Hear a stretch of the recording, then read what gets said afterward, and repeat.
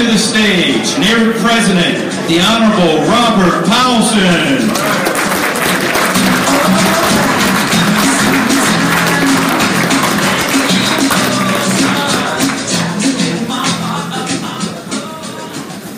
Thank you, Michelle and Andre. Andre is the mix master in the back, and I asked for a little shout out to George Michaels this morning, so he gave us that, and maybe later on we'll have a little shout out from Prince here this morning.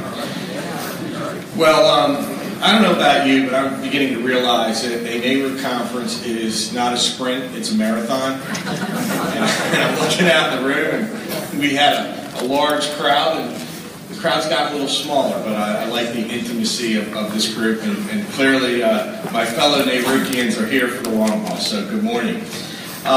It really is, we've had a great couple days here in Washington. I just want to take this opportunity, Chris Melee, who can often wreak havoc in a good way. Chris was instrumental in pulling a group of us together. As you heard me mention earlier, we had the opportunity last year to work with, Congressman Schuster mentioned it, the reauthorization of the pipeline safety legislation. So, Chris, I just want to thank you. You pulled a group of us aside, and we got up to Capitol Hill, and just as a result of those meetings, a correspondence was sent out when you get home. Chairman Brown, you'll probably have it when we get back to Harrisburg. But PHMSA has already sent a survey around regarding funding. So something happened in the last 24 hours that caused that survey to be sent around. So Chris and I were a little giddy about that. So seriously, Chris, thank you for your efforts there. We're excited this morning with two panels, and one of them is led by a good friend from the NARUC region, Judge Judy Yogman from the Commonwealth of Virginia. And we're going to jump into that here in a minute, but before I do that, we have a very special presentation, and I'd be remiss in not recognizing, now he's been like, I mean, Brandon Presley, I know he's here this morning because I was behind him, but you know, this guy was like battle tested this week. He was in the hospital, he's out of the hospital, he's back in the hospital, but he's here this morning.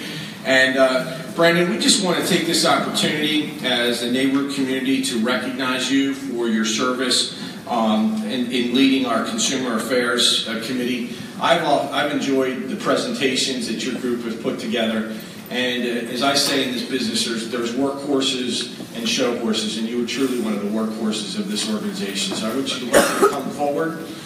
We have a very special Rolex watch to present you. Thank you, Mike. Thank you. Thank you very much. You gonna be all right? Come on, Bruce.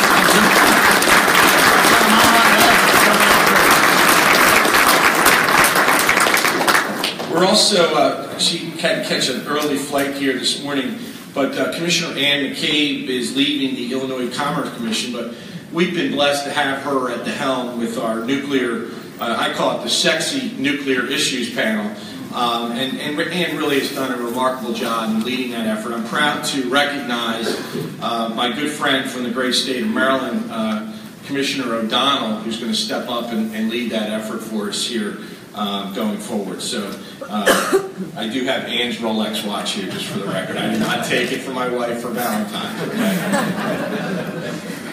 Now it gives me great pleasure to welcome our next panel. And Judge Yogman, please come forward with your panel. As Judy's coming forward, yesterday she led our kickoff of our military affairs task force. We had presentations from a university. We had Comcast and one of our homegrown utilities, Duquesne Power and Light. And Judy, I just want to take this opportunity to personally thank you for your leadership. We have a very exciting program of work ahead of us, and yesterday's task force meeting was an example of that. So with that, I'm going to turn it over to you to lead this morning's panel. Thank you. Thank you. Thank you for your leadership on this issue. Good morning, everyone, and welcome to our panel. As advertised, this session will focus on the Defense Department's increasing priority on energy resiliency measures. The Department wants to make sure that the essential functions of critical infrastructure are not interrupted, no matter what comes their way, be it storms, cyber incidents, or anything in between. We are fortunate to have with us key representatives from the Air Force, Army, and Navy to relay their recent experience with resiliency projects. They are going to touch on funding, I know that's a surprise, private sector partnerships, and opportunities and barriers to success. Please join me in welcoming, in alphabetical order by service, for the Air Force, Mark Carell, Deputy Assistant Secretary of the Air Force for Environment, Safety, and Infrastructure. For the Army, Michael McGee, Executive Director, U.S. Army Office of Energy Initiatives, and for the Navy, John Klein, Executive Director, Renewable Energy Program Office of the Assistant Secretary of the Navy. Gentlemen, welcome.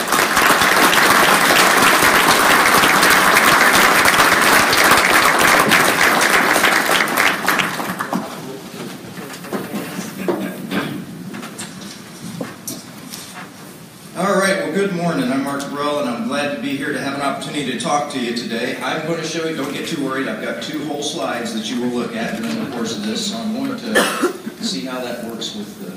I saw it come up a second ago.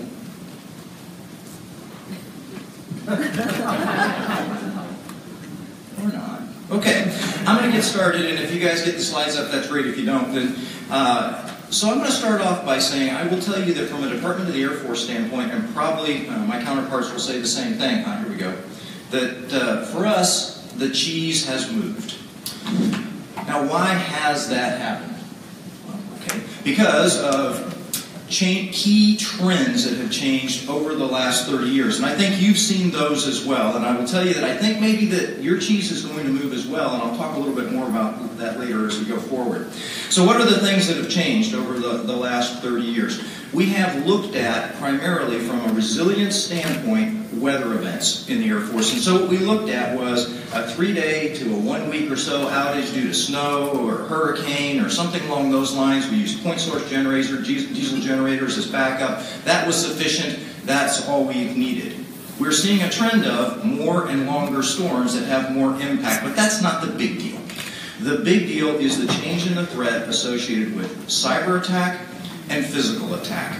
And those changes have changed how we look at power and how we need energy for our Department of Defense installations. Now, in the Air Force, it's a little bit different. From an Air Force perspective, we look at our installation as part of the weapon system, which is slightly different than some of the other services look at it. What do I mean by that? We can't launch an aircraft if we don't have a runway. We can't launch a satellite unless the satellite launch facility works. I can't fly an RPA mission, a remotely piloted aircraft mission, unless I've got the place with the electronics to do that from.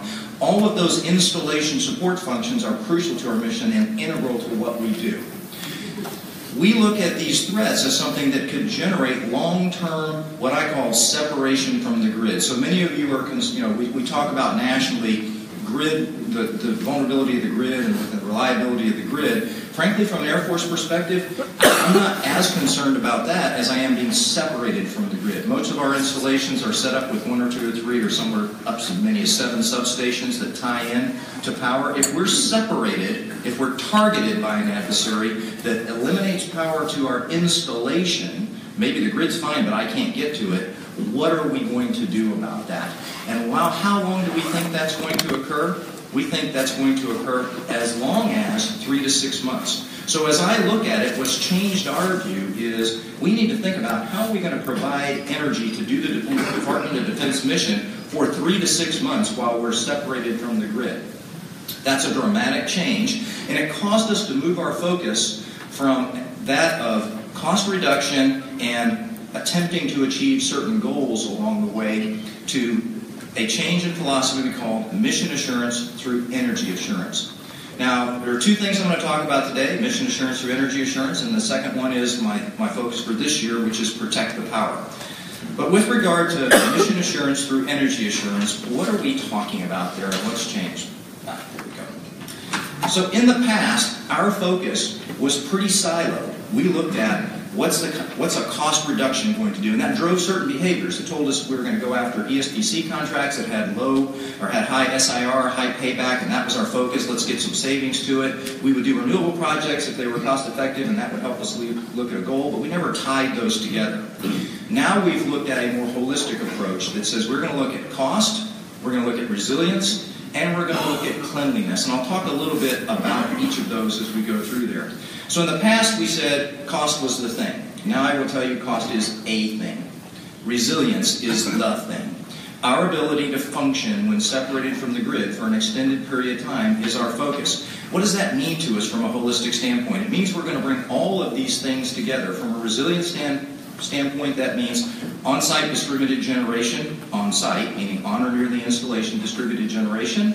It means microgrids that allow us to determine what our critical, adjustable, and sheddable loads are and move those on an agile basis to meet the need. And it looks at infrastructure and how do we have an infrastructure that allows us to support all those things on our installation.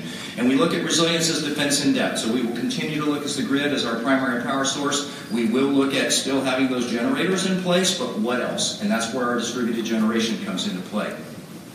We're still looking at cost effective, but we look at that differently too. It's not cost reduction, it's cost effective. So what is it costing me to have the necessary resilience I need, and what is that worth? Which means we entertain a discussion of what is the value of resilience, or what is the cost of resilience. We can discuss more about that later.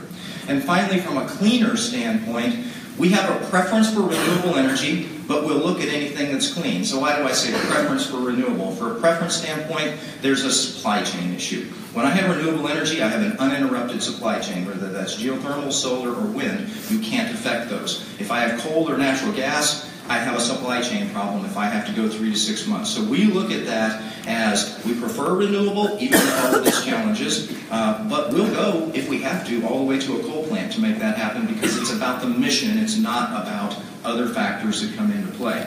We've got 3 lines of efforts that allow us to do that. One is assess vulnerabilities, which means figure out where those critical, sheddable, and adjustable loads are. The second is scaled readiness, and I'll talk a little more about that, but that's the utility scale distributed generation. And last is rapidly deploying game-changing technologies, which means looking at new things that we can do.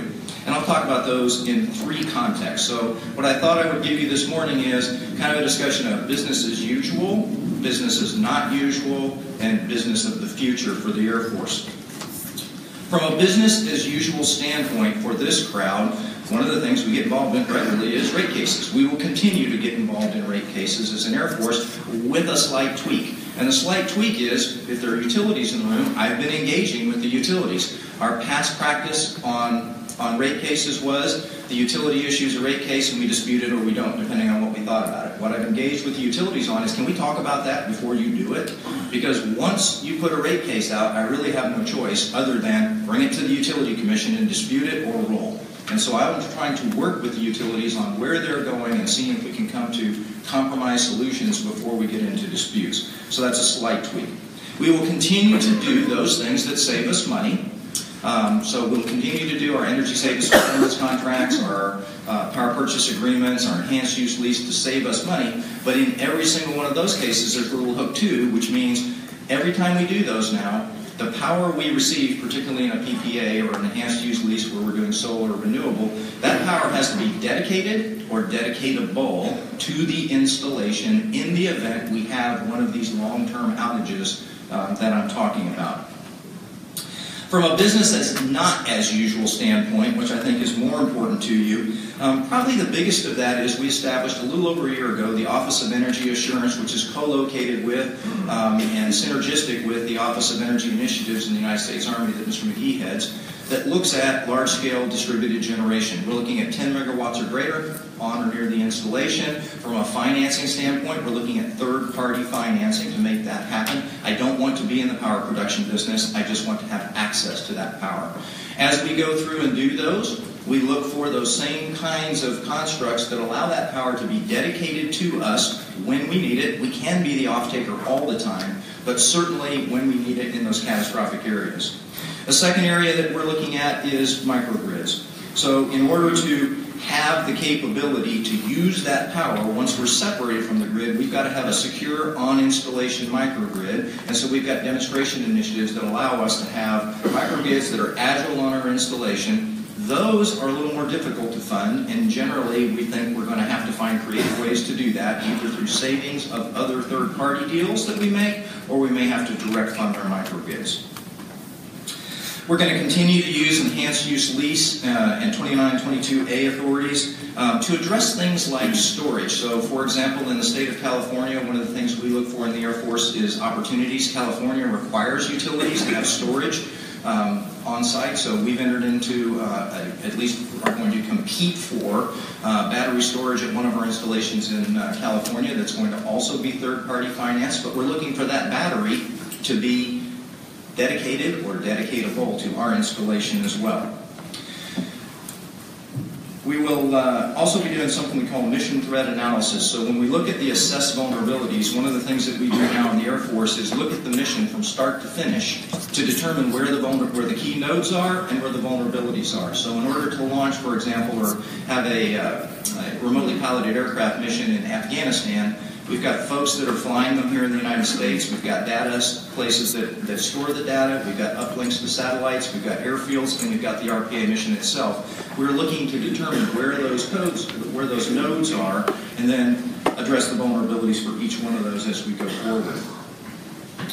So the third thing I said is I would talk a little bit about business as we go forward, and this kind of gets maybe to the things that some of you will see as us looking for differences in the way we do business in the future. On the 31st of January, the Air Force issued its Energy Flight Plan, which is a 20-year look from 2017 to 2036 as to where we want to go so that we can have the ability to completely be non-dependent on outside energy sources at our critical points throughout the Air Force. It has 3 key points to it: improve resiliency. I've already talked about that. One of the key things you'll see in it that's different is we no longer say reduce demand, we say optimize demand. So we're no longer looking at how do I make demand lower, because I can make demand lower by just turning off the air conditioning. That's not what I'm looking for. How do I optimize the demand so that I can meet the mission? And finally, assure supply, which goes to those supply chains that I talked about. What does that look like as we go forward? What are some of the key things that we're doing differently? One of them I'll talk about that I think could impact you is an initiative called Energy as a Service. And so from an Energy as a Service standpoint, the construct is, the easy way I look at it is Uber is transportation as a service. You owning a car, maintaining a car, paying for the taxes, paying for the maintenance, determining where it's going to be stored, all those kinds of things. That's how we do energy today. I buy it from a provider, I maintain my own lines, I have to do all that. Energy as a service is I don't really want to be in that business anymore. What do I need? If I'm standing here today in this room, I need light, I need the room to be at a comfortable temperature, I need a screen that works, I need a computer that works. I don't really care to own and manage that. I want somebody to provide that for me. And that's what energy as a service looks like. That's a completely different construct. It's something that I think particularly utility commissions ought to think about, because what if we moved that cheese and instead of buying power or having that, I just said, I want to buy light. And I had a company that was providing me light. How does that get regulated? How does that work as we go forward? It's something for us to think about. I already mentioned storage as an aspect as well, so we're going to be looking at where can we use third party to get storage on our installation, particularly if we're focused on renewables. So again, the California example, at the base where we're doing storage, we've also just done a large, this is Vandenberg Air Force Base, we just did a large power purchase agreement for 28 megawatts of renewable power, solar power. What about the storage aspect? Well, if I get storage there, now I've got a couple of my problems solved. We're involved in wireless transmission, so we have a number of areas that we are able to invest in emerging research and development. One of the interests of the Air Force is wireless transmission of energy, which again I think will have a big impact on public utility commissions, because if you think about it, what if it's being generated in Ohio, transmitted wirelessly directly to my installation in Virginia, and I use it there? Who manages that power? Not my problem, but it's something we're going to have to engage with you and others on if we're able to get to that point. I mentioned protect the power. So from a protect the power standpoint, there are things that we need to think about. Let's say, for example, a local area substation was attacked physically. Is the utility going to go out and fix it? I don't know. It's a terrorist. Let's say it's a terrorist attack. Who's going to go make sure that that facility is secure before the utility goes and fixes it and brings the power back? Is it going to be the police? This is a terrorist attack. I don't know that they're equipped to do that. Is it a military aspect because it's going to be the National Guard? Is it going to be the local installation? How do we do that from a protect the power standpoint and provide defense support to civilian authorities? The last thing I'll leave you with, because I know I've talked a little bit longer than I'm supposed to, is for you to think about where does defense fit in the priorities after something bad happens. Right now, when a power outage occurs in a community, a Sandy or something like that, the first thing you're looking at is hospitals, life, safety, and health. What about, where's the defense mission fall in that? I think it's something that we need to think about under protect the power. If the power's out because a terrorist took out the substation, who's going to go fix that, and where's defense fit in that, and how can defense support that? Something for us to think about as we go forward. So a lot that I gave you from an Air Force standpoint. I think there's a lot of interaction that we need to have, not just with ESCOs and utilities, but also with folks who are in charge of regulating those events. And so I'll stop there and look forward to your questions. Thanks.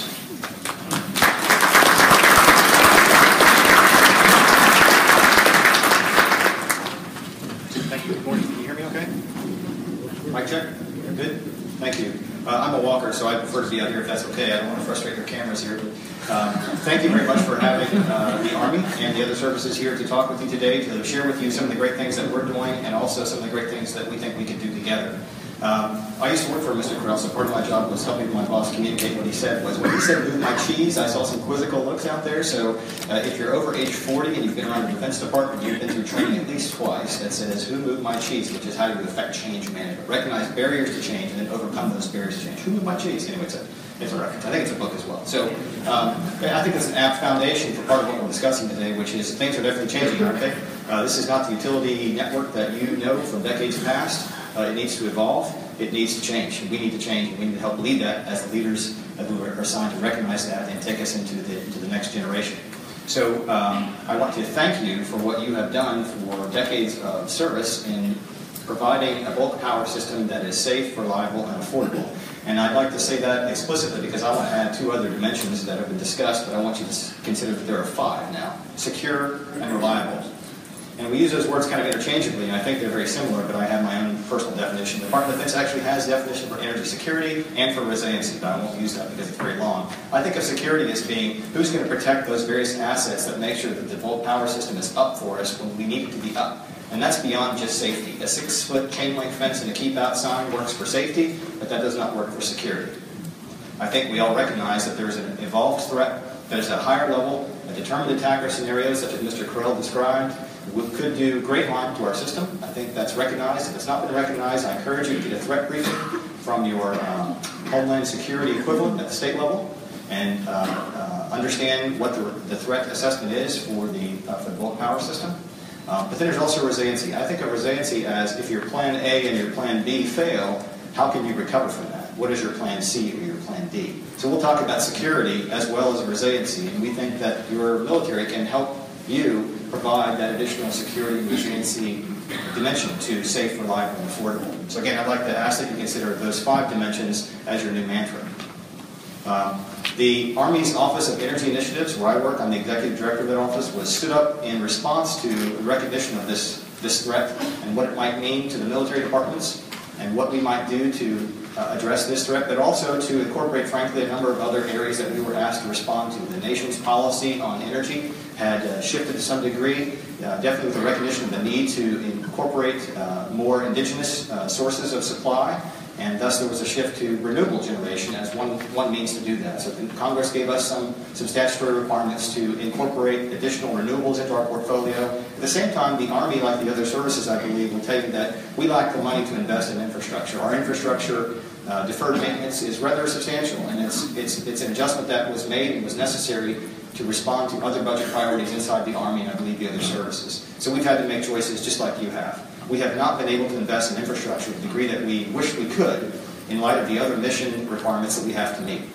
So how do we do this? How do we address this infrastructure issue? How do we address this responding threat? How do we incorporate these other requirements that are given to us? Well, we put together a group of folks to look at that problem. We decided, the way we can do that is with other people's money.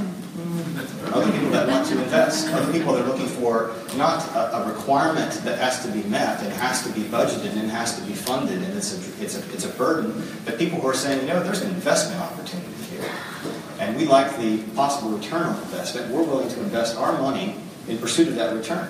Some of those are in the vertically integrated, regulated utility structure. Some of those are independent power producers. Some of those are just purebred capitalists who are looking to ride the wave of a new opportunity. They are out there looking to flow their investment dollars into the kinds of projects that we're talking about. So our office was set up to try to provide a pathway into the Army for people looking to make that investment, who recognize that as an opportunity. And in fact, inside of my office, we don't call it business development, which can sound kind of cool and business-like, even though we're federal government. We call it opportunity development. It's not a business engagement by me. It's an opportunity I'm trying to create for you. I want your money inside my organization, right?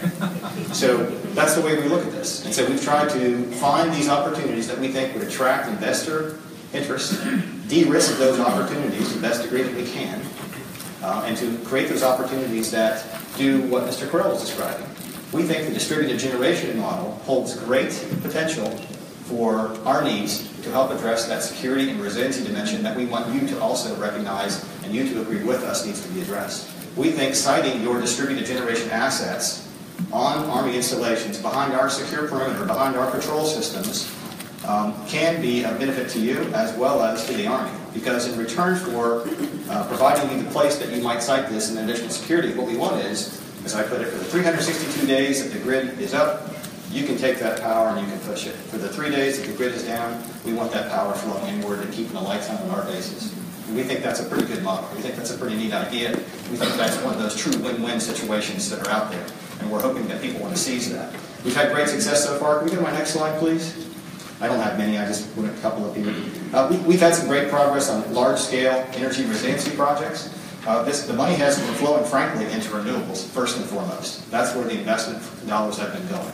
And we have ridden that wave, and that comports with statutory requirements that we have in Congress to increase the amount of renewable energy that we use and also facilitate to generate on Army facilities. So we've had great success all across the United States in helping de-risk the investment opportunity that has helped make these projects happen. Some of these we bought power from, most of them we haven't. Only a few have we bought power. Most we've just done a land deal, which is kind of weird. But we only have so many authorities. There's only 3 federal agencies that can buy power: Department of Energy, Department of Defense, and General Services Administration. There's only, I think those same agencies can own land and control land. So not everybody is authorized to do whatever they want. Congress gives us various authorities, and we're leveraging those. One of those authorities is we're allowed to put our land into play to help facilitate projects, and that's what we've done. We've allowed our land to be outgranted, leased, or easements in some cases, to be used for these purposes for a 25, 20, 30-year deal that allows the construction, operation, and maintenance of generation assets that's owned by the developer, controlled by the developer, maintained by the developer, operated by the developer, and typically they take the power out. And again, where we can, we have made the deal to have the power flow inward. There's another constraint here, as I mentioned before, but this is all budget neutral. That is, I don't have the money to invest in this, and so it has to work for the developer. It has to work. It has to make economic sense, or there's no deal, there's no project. The bottom right of the slide, you can probably tell it's actually it's a drawing. It's not an actual photograph. That's what I'm going to focus on here in just a moment. That's Schofield Barracks on the island of Oahu. If you have the delight of going to Hawaii, you may have heard of Schofield Barracks. It's an Army facility located on Oahu. And Hawaiian Electric Company worked with the Army to construct a plant that is currently under construction now. Most of their power, in addition to renewables they've been constructing there on the island, but most of their power for decades has been solely from fuel oil. That has been their option. There is no natural gas supply, for example. It's impractical to use coal. They barge in fuel oil. And they've been utterly dependent on it. And so they've recognized this issue. They've also located their plants down at the coastline where the ships come in, because that's where you offload the oil to fire the plants to provide power. After some events, it was recognized that that's a risk. What if there's a tsunami? What's that going to do to your power system on Oahu? So Hawaiian Electric came to us and said they would like to construct a plant up in the mountains on Schofield Barracks above the tsunami strike zone. And we worked a deal. We said, okay, that's a great idea. We appreciate that because we're relying upon you for our power. We do have backup power for some of our critical facilities, but we don't have sufficient amounts of power to hold base, for example. So we like the sound of this. That plant that's under construction will not only power one Army base, it'll power 3 Army bases in the event of contingency. It's there serving the Hawaiian Electric and Oahu grid. It's a peaker type plant that drives, that is run with, yes, fuel oil, but also biofuel, because Hawaii is trying to create their own indigenous liquid fuel supply from plant oils, and that's the biofuel component. So this plant will operate on 50% biofuel and 50% fuel oil, at least 50% biofuel, maybe more. It will provide peaking power capability for Hawaiian Electric.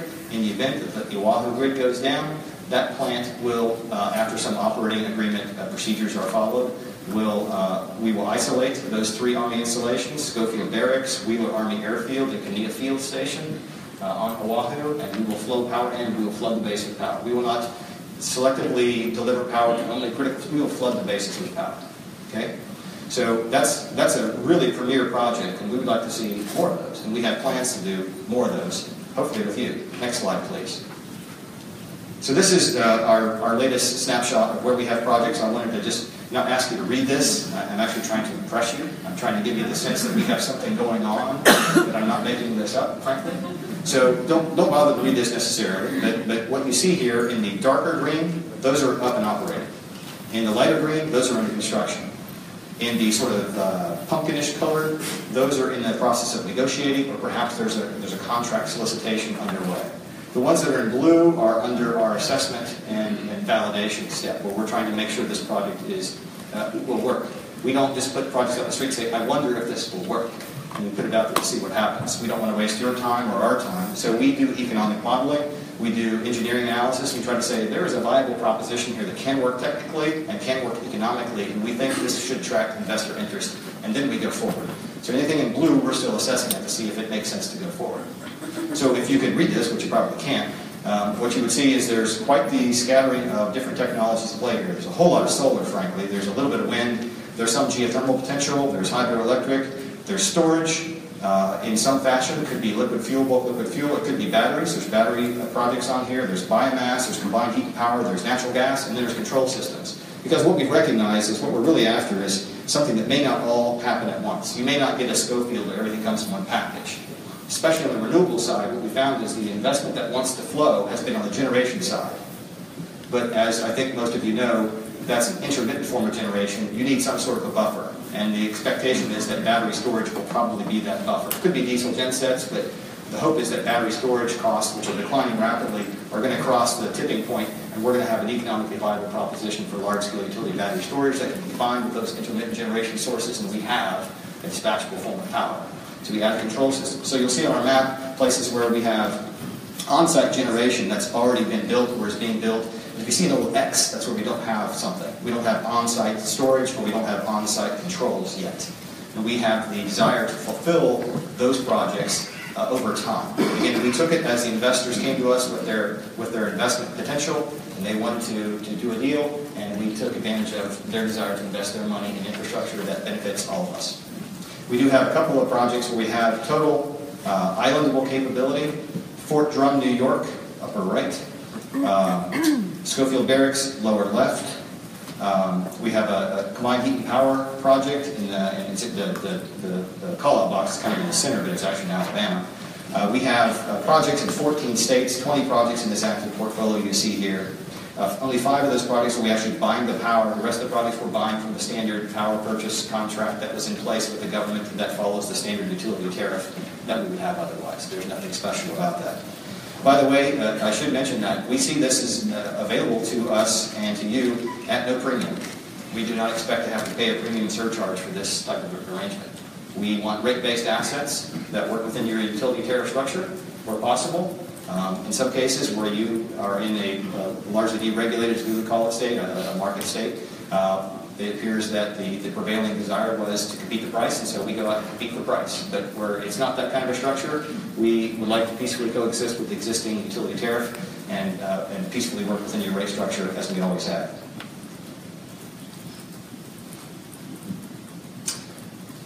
The thing that's served us very well is relationships and understanding with commissioners, because we know that you get the final call, or you get the most important call on whether something goes forward. We had an experience where the state of Georgia, as an example, was able to sort of open the aperture on how they viewed approving projects in the pipeline that could support this type of arrangement, where we can share in adding additional security and resiliency to your generating asset base that benefits all ratepayers, but as well as the military. Rather than approving a project-by-project approach, which can drag out sometimes depending on the schedule of commissions and depending on the ability of the federal government to act quickly for our contracts approval process, et cetera, et cetera. And what we found they did, which we thought was a really neat idea, was they approved projects in general, basically. They said projects on military bases at a certain amount, rather than say this project or that project, this project. So that liberated their utilities and other parties to then engage more fully to help find a solution that's going to work for everybody, rather than moving forward incremental, only to be second guessed later. So I'd ask that the commissioners consider that type of approach if they like this sort of arrangement. We ask that there be additional consideration for large-scale utility battery storage. We see it at a tipping point. We see that in just a couple years it's going to be just explode basically like wildfire. I think that's hard to predict the future, but we see the potential is there. The costs are dropping like a stone, and the adoption rate is going just the opposite direction. So we think that holds great potential. I think I'll stop there because I want to hear your questions, and we want to know how we can best serve your interests, because your interests are our interests. We do not want to be independent of you.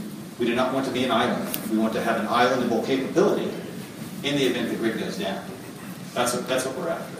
And like Mr. Curl mentioned, we're not talking the 3-day storm outage. We think that's kind of a given. The new threshold for you is a long duration outage that could have extreme consequences.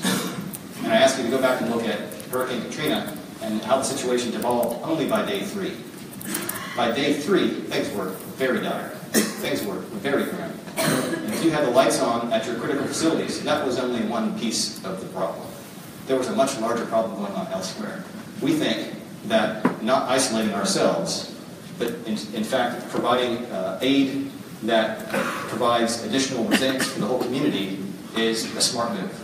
And we think that is a smart move for you as well, because we do not want to be an island over here while everybody else is suffering. We want to be able to be an island-role entity, so that the governor calls and he says, I need helicopters, and I need cargo planes, and I need water, and I need airship fuel, and I need a place for FEMA to land. He's going to say, I assume that my military installations are up and running, aren't they? And I assume I've got full access to the resources that are there. Tell me that's true. Yes, Governor, that's true. We'd like to see that kind of an equation fulfilled, and we think it's the benefit of all parties. So I appreciate your time. I'm really glad you invited us here, and I hope our message resonates. We're at www.oei.army.mil.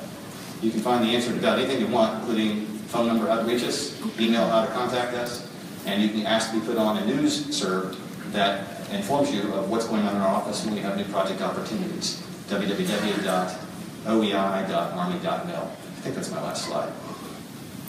Next, please. Okay, let's call that my last slide. Thanks very much.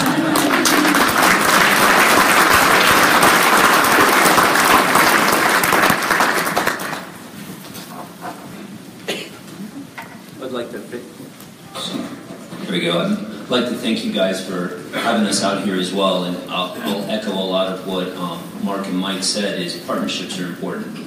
And I'll come back to that at the conclusion of my talk.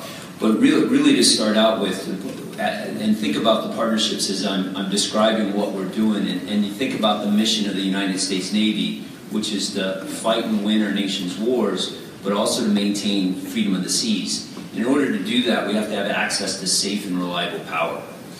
And in addition to that, we have to reduce the constraints that exist to access that safe and reliable power. And here's again where partnerships become important. And as we do that, it will improve our posture to ensure the continuity of mission. And again, that goes back to safe access to reliable power.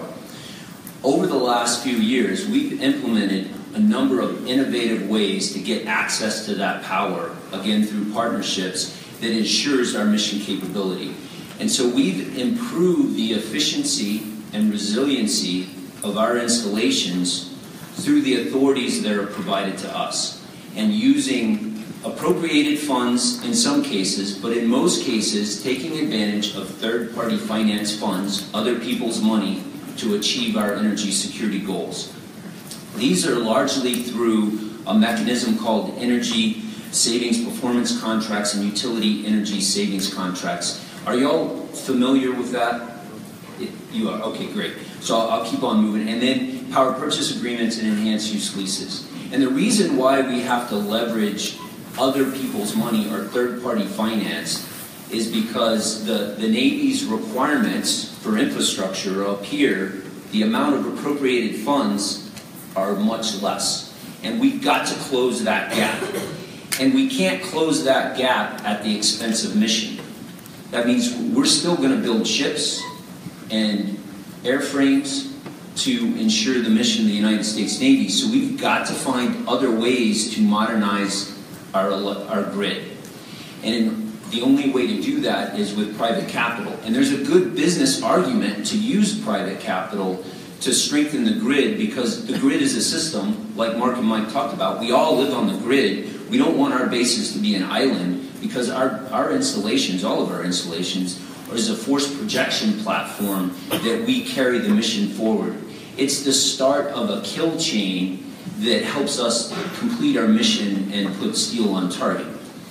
So we've got to find cost-effective ways to do that, and these improvements occur through the partnerships, and these partnerships are with the state energy offices, and it's with the public utility commissions. I've had the privilege to work with a number of you guys at the commission. You've invited us to come in and discuss our energy security goals, and we've worked together to complete over 1 gigawatt worth of distributed energy resources on our installations. And that's largely because of the strong partnerships that exist in the states where our installations are: Georgia, Hawaii, California, Mississippi, North Carolina, Florida, Virginia, Guam, Connecticut, Rhode Island, and Texas. These partnerships are very special to us and have enabled us to move the ball forward. The partnerships are so strong in one case in particular, where at a groundbreaking event, one of the commissioners sung the national anthem. Y'all know who that is. I can tell the story if you want.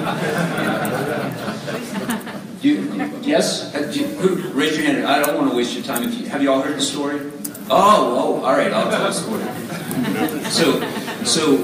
It was our first renewable energy project, 42 megawatts in Georgia with Georgia Power, and we're planning the ceremony, and we need somebody to sing the national anthem.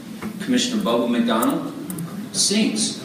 I don't know if y'all know that. Who knows Bubba McDonald? Oh yeah, everybody. So is he here? Bubba is? No. All right. Well, anyway, so he volunteered to sing the national anthem at 2 of our groundbreaking ceremonies. Other commissioners from Hawaii, Mississippi, they also participate in our groundbreaking ceremonies. And I think it demonstrates the strong relationship that exists between the Navy and the Public Utility Commission, as well as the state energy offices, because we're all focused on the same thing: is how can we help support the installation, how can we help increase national security and the accomplishment of the mission of the Navy. And so I want to talk a little bit about some cost-effective deals that we have done or are in negotiation, so you guys can start thinking of different ways where you can help us or employ these strategies within your states. We are in final negotiations with a key energy savings performance contract in the island of Cuba, Guantanamo Bay. We're not closing it. It's a very important strategic base for the Navy. It's a $200 million energy savings performance contract, and the goal of that contract is to lessen our reliance on fossil fuels. We pay 50 cents a kilowatt hour for fuel. We don't have a lot of extra money in our budget to support continued operation at that high amount. So through this contract, we're going to introduce distributed energy resources that will lessen our reliance on fossil fuels through some renewables, some energy storage, and an energy management system, all through third-party financing. So it's not going to cost the taxpayer a cent. This is critical because it's an island grid. The Navy operates from a number of islands. We're learning a lot of good techniques and strategies through this contracting mechanism that we can employ in Guam, Hawaii, and our other island bases. One of the things that come to mind that would be helpful is a tariff for ancillary services that would enable us to employ some of these energy conservation measures to achieve the energy security that we're looking for. Another project that's worth mentioning is at Marine Corps Air Station Yuma, where the utility, Arizona Public Service, needed a peaker plant, and they couldn't find land to put it on. We offered our land for that peaker plant that services the grid, which the base is also on, but in the event of a grid outage, that peaker plant is wired into the critical facilities at the base so that we get uninterrupted power to ensure mission continuity in spite of what's going on with the grid. So there's a great partnership that existed between the utility and the Public Utility Commission that enables the mission continuity for the base, and we're looking to employ that strategy at other states where we have installations. One final example is a deal that we're in negotiation with now on the island of Kauai at a very important missile range for us, the Pacific Missile Range Facility in Barking Sands, Kauai. There, we had unreliable power from the utility company. It's at the end of a transmission line, very poor power quality. We're in negotiations with a developer and the utility company to increase the energy security there so that we can be on grid power through the introduction of 15 megawatts of renewable energy and batteries. This system will work together to provide dispatchable energy to support not only the grid, but our missile range operations so that we increase the power quality, but we also can get rid of the diesel generators. The life cycle cost we figured for a diesel generator is about $710,000. And so in the case of Yuma, we're able to get rid of 41 diesel generators. At PMRF Hawaii, there's about 20 diesel generators that we'll be able to get rid of. So that's a significant cost savings for us. So it's these projects that I throw out as examples that we've been able to achieve through strong partnerships through the State Energy Office and the Public Utility Commission to achieve our energy security goals. And by working together, we can not only help us accomplish the mission, but we can also introduce distributed energy resources that strengthen and enhance the grid where our sailors and Marines also live on. So I look forward to your questions, and I appreciate your attention. Thank you.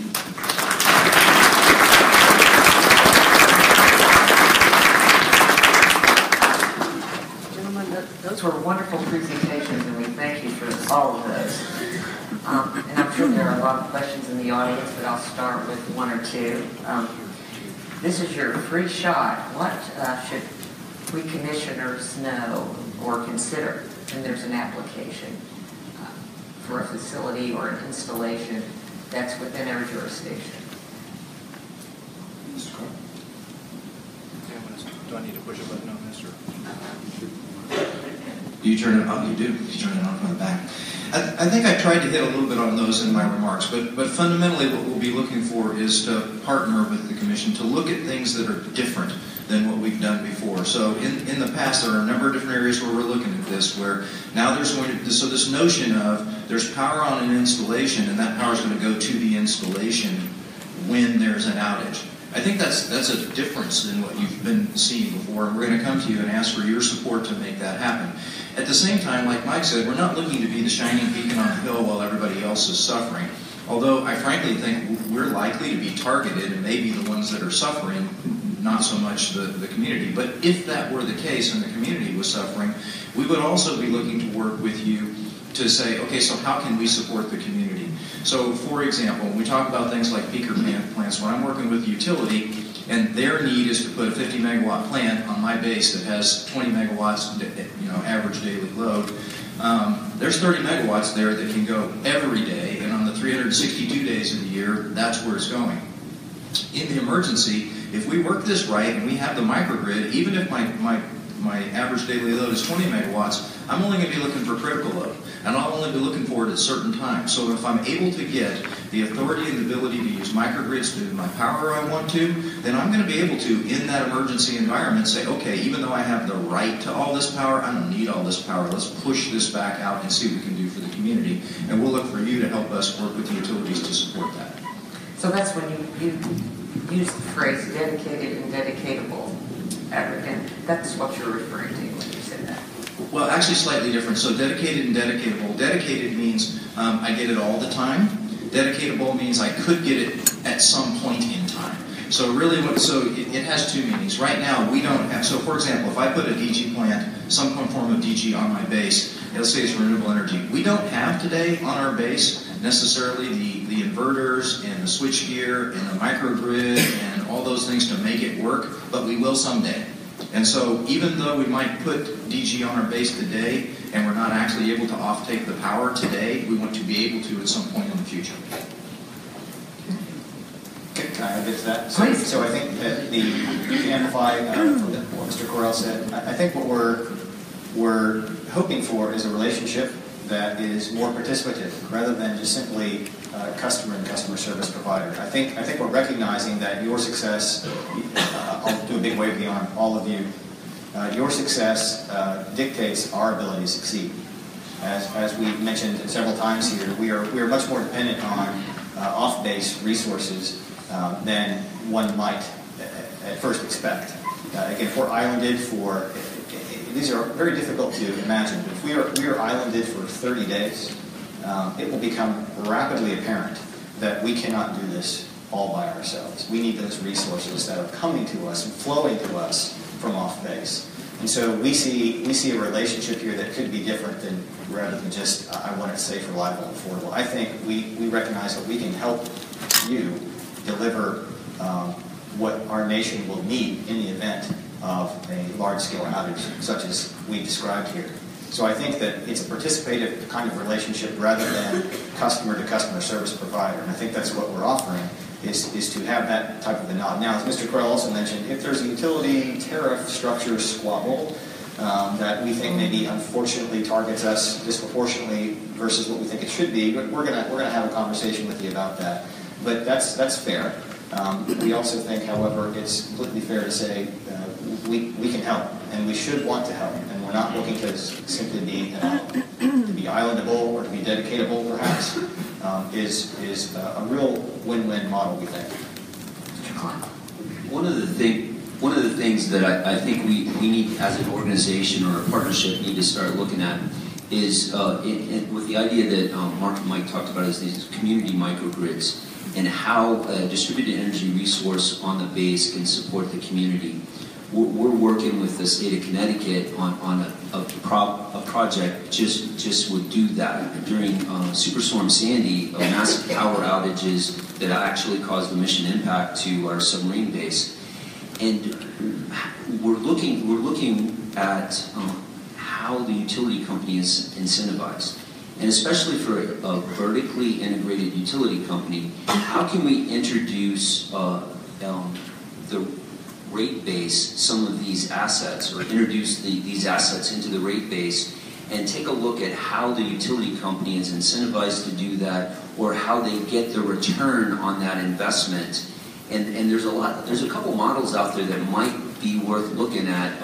New York Rev comes to mind, and how New York is incentivizing or providing the return on investments to the utility company as a potential model, so that we could begin to take a look at rate basing these assets, because they don't only just benefit the base, but the intention is to push that excess power out to the community to support critical loads within the community. Well, microgrids, the services associated with microgrids, were those some of the ancillary services you were referring to earlier, like livestock, perhaps? Or something? Well, it could be energy storage. It could be virtual power. that can be provided. But it's that kind of innovative thinking that I believe would allow us to move forward to achieve the services goals for energy security, but additionally support the community at the same time. I want to add one more. Sorry. Go ahead. One great question, right? There's a whole host of benefits here that have just been alluded to that are folded into some of these projects that we can see together. This evolution in the technology for natural gas fire generation, for example, which has gone to a smaller, more fast-starting, modular kind of approach, dovetails nicely with what we're talking about here, distributed generation model as well. And we can see that we can help you provide a black start capability in the event of a larger grid outage. The project I mentioned at Schofield Barracks is a black start capable plant. It will help bring the Oahu grid back up in the event of a Oahu outage. That is the design. There's also the ancillary services that are available to help bring additional stability to the grid by having distributed generation assets and maybe even storage assets that could be the benefit of all ratepayers, for example. We have a project that I was on our map, but I didn't speak to it. I want to in Oklahoma, where in addition to solar, we're combining with natural gas on-site generation. That serves a reliability issue that's at a load pocket in the area. That load pocket happens to be the one that the Army is represented in the community around us. And so the project not only solves an issue for having new generation or replacement generation, it also solves a reliability problem and improves the reliability of service, not just for the Army, but for the community around the Army base. So there's just loads of ancillary benefits to these projects that I think make great sense, and that's why partnership keeps coming to mind. Thank you. So am I hearing like ancillary services, less cost, or maybe is a trade-off for the fact that it's dedicatable to you in times of emergency? The ancillary services tariff would enable us to monetize that and then take advantage of some of the third-party financing authorities that are afforded to us, and then benefit the entire grid. And as I mentioned, we do this with other people's money. So how are those other people going to make money? Ancillary services provides that revenue stream that they can use to help fund for the infrastructure that they're investing in. So we have a question from one of my fellow commissioners. Thank you. Commissioner Harold Graham from Delaware. A very interesting concept that you've shared with us this morning, and very interesting the benefits that you project are coming from some of these investments. But I'm curious, do any of you have an idea what's a nominal ratio of private versus taxpayer or ratepayer dollars invested in DoD mission continuity microgrids? The nominal ratio of these dollars that are private versus taxpayer or ratepayer? So for us, the projects that we've done to achieve the microgrids that we're talking about, it's a very minimal investment from us, the taxpayer dollars, and the investment that occurs from the private funding is the bulk of it. So it's for us, it's been like 5% or less. I mean, it's very small. It's just the project planning, the environmental studies, the engineering oversight, the engineering conceptual design. That's the appropriated fund part, and it's very small compared to the private financing that's required. I don't have a breakout of the ratio. I can tell you that we've estimated, because we don't actually require for our project developers, whether they be utilities or independents, we don't require them to report to us their expenditures, but we've been able to estimate through filings and so forth about $640 million in private capital investment. How much of that came out of the rate base, for example? I don't have that ratio. It depends on which project. Some of the projects are big, some of the projects are smaller. So I'll try to do a tally here, but I'd be guessing. My instinct is that it's primarily it's about half-half would be my initial instinct. To give you a sense of it.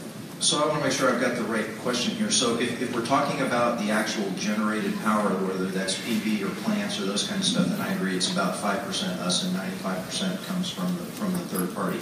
Microgrid specific For the Air Force, it's almost all been appropriated funds at this point because we have not actually, so most of the microgrids we've got in place, we've used special authorities, so special R&D authorities, a program called ESIP that we have for construction level, for MILCON level, military construction level, large-scale construction. So microgrids themselves have been primarily funded by taxpayer dollars to date. That doesn't mean that's where we're going to go for the long haul, but we're frankly pretty nascent in the microgrid technology in terms of on the installation itself. So I think when we say taxpayer money, we're talking our appropriated funds. You may be talking about your state rate-based taxpayer money. No, you're talking about our appropriated funds? Your appropriated is taxpayer. Ratepayer is what we are concerned all right. with. So the projects that I mentioned for the Army, let me clarify. These are all the capital investment is non-appropriated funds. Okay. Our office does some development, but as we de-risk the projects, we evaluate, we do environmental analyses, we do wind studies, we do intertie surveys, we do market research. We have appropriated funds that fund my office and the people that we try to identify where these development opportunities are. But then once we've identified the opportunity, it goes into a system where it is entirely funded by the developer. All the money that is used to build these projects, operate these projects, maintain these projects, and ultimately someday maybe even deconstruct these projects is all the developer's funding. Now, the other two gentlemen are mentioning other avenues where the services may be looking at providing some appropriated funds to fulfill some larger dimensions of these projects, microgrids or other control systems that we can't get someone to pay for with their money. The Army is evaluating that now. Our construct has been to try to do these projects that I mentioned with other people's money. But if you look behind me, the rest of the Army, we do have programs that use appropriated funds. We are constructing smaller scale projects across the Army with appropriated funds. We are constructing microgrids in various places in the Army with appropriated funds. We're doing energy efficiency work, as Mr. Klein mentioned, the ESPCs and energy savings performance contracts and so on. That is going on behind me, if you will, in the Army. These projects are more focused on large scale, utility scale, generation projects, and then an eye-level configuration. So I'm sorry if I've given you a long explanation, but I want to make sure I don't mislead you. Okay, we have time for one more question. Hi, Bob Scott, New Hampshire. You wisely, obviously, have laid out if you get disconnected from the grid so you can still operate. Obviously, it would be ideal if you don't get disconnected. And we work a lot with utilities and the grid operator on cybersecurity and some physical security. Are you? Can you maybe explain? Are there any efforts ongoing on that side to help to assist them, particularly against nation states? Yeah. So with mention to cyber, our projects, for example, here we have developed in conjunction with some of the Department of Energy's national labs experts cybersecurity protocols that are applied to any of our projects, and we require a cybersecurity plan from the developer.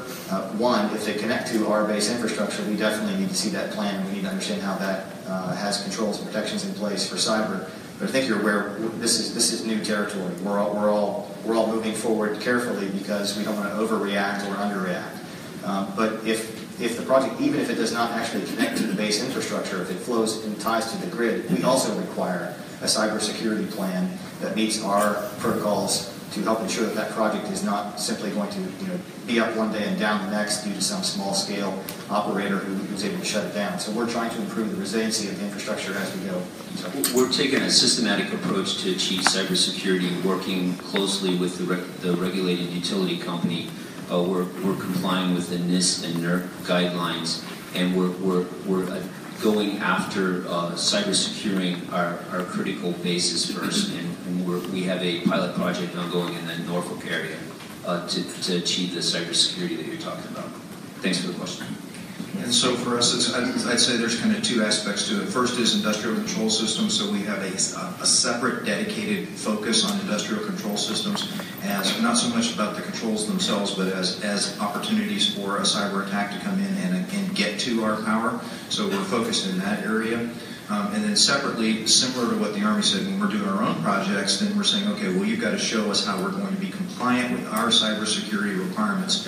So an example would be at Beale Air Force Base, where we're doing something called the Resilient Energy Demonstration Initiative, which is really ultimately going to be an integrated microgrid. The RFI we put out says you've got to show how are we going to have that cybersecurity and how's it going to be compliant with our requirements. Okay, Secretary Carroll, Mr. Klein, Mr. McGee, thank you for meeting with us today. We appreciate your perspective, and I anticipate we'll be working with you in the future. Thank you very much.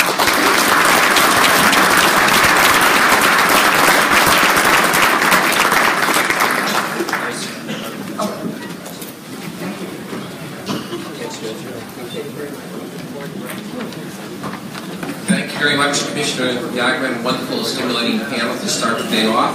We're going to go right into our next panel, ladies and gentlemen, so if you're going to grab a quick cup of coffee, please do so and join us. I'd ask my panelists to come up ahead and come right up to the podium, please.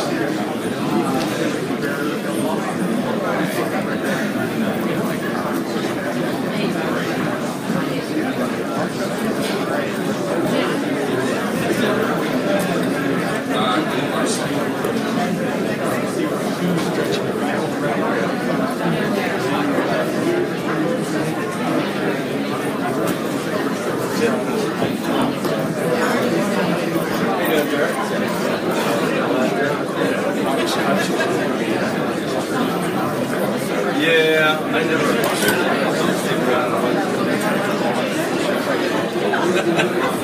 I would have been around.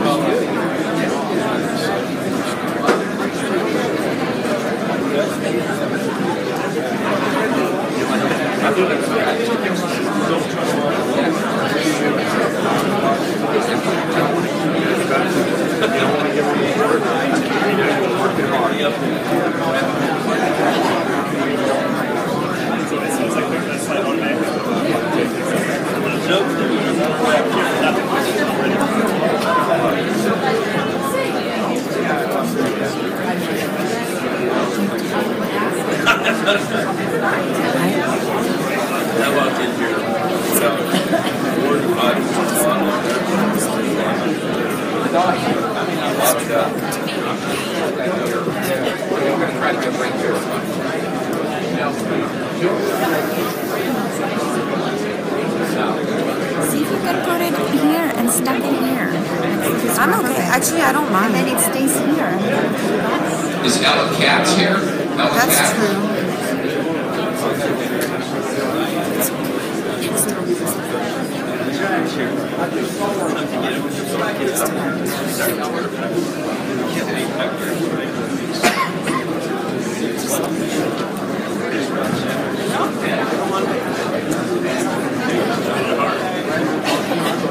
So, the attendance at the next conference will all depend on how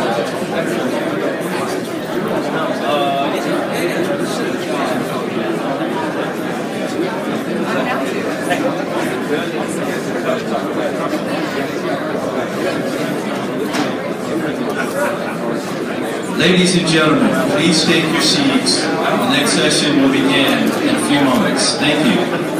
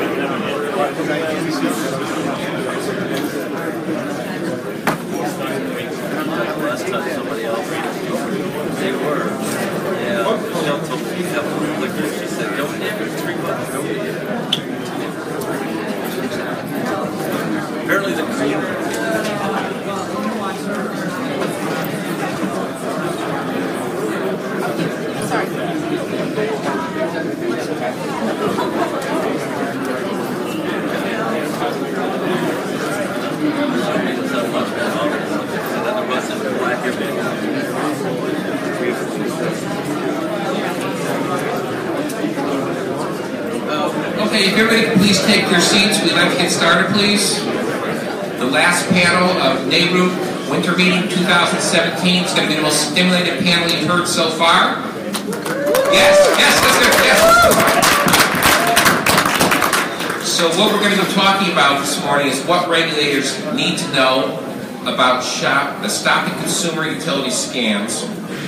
And we're here to really talk about this, and we're going to get different perspectives from the Consumer Council, from a regulator, and from two companies as well. So what's happening is that customers are continually being victimized, as we know, by criminals posing as utility representatives to scam and rob consumers. These scams are not going away. It's amazing. They come up with more innovative ones every day of the week. You've all heard the green dot one.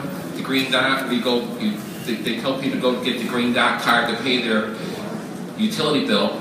I was at my Subway in Beacon Falls, which I frequent occasionally, and they were literally on the phone with one of these scam artists. So I said, I'm a public utility commissioner, I can help you out.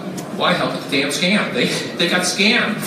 They paid $500 more in the bill, never saw the money, and it really happened a lot. Now the companies are more cognizant of it, but it's a really bad situation. We had another situation in the state where people were getting false identification badges, going into homes and saying they were utility people. Connecticut Water, one of their customers in Waterbury, Connecticut, got over $2,000 stolen. So they've come up with a new innovative approach where Ellen and I have seen it, where they have, before their person goes out, they actually send people a picture of the employee that's going to come out and do the work. So they're doing some really proactive work because so actually the company was wonderful. They ended up reimbursing them for their loss. But these are, you have to be vigilant 24 hours a day. We're very happy to have a very well-rounded and distinguished panel with us today to hear about a group of utilities that have banded together to amplify the reach of their collective campaigns to share data and best practices and to educate their customers.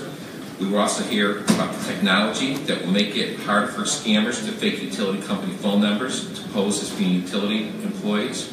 And then we will hear the perspective of a state commissioner and a consumer advocate. And it's amazing, the one that's come out, the most recent one, is where they ask you to say yes, and they ask you some mundane question, you say yes, and then all of a sudden they have access to a lot of your personal information. One of my colleagues in Connecticut was recently scammed with that.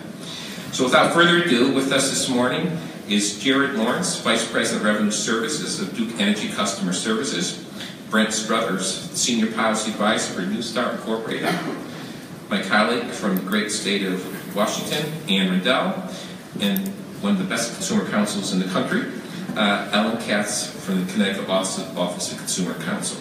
So we're going to start off today's program with Jared.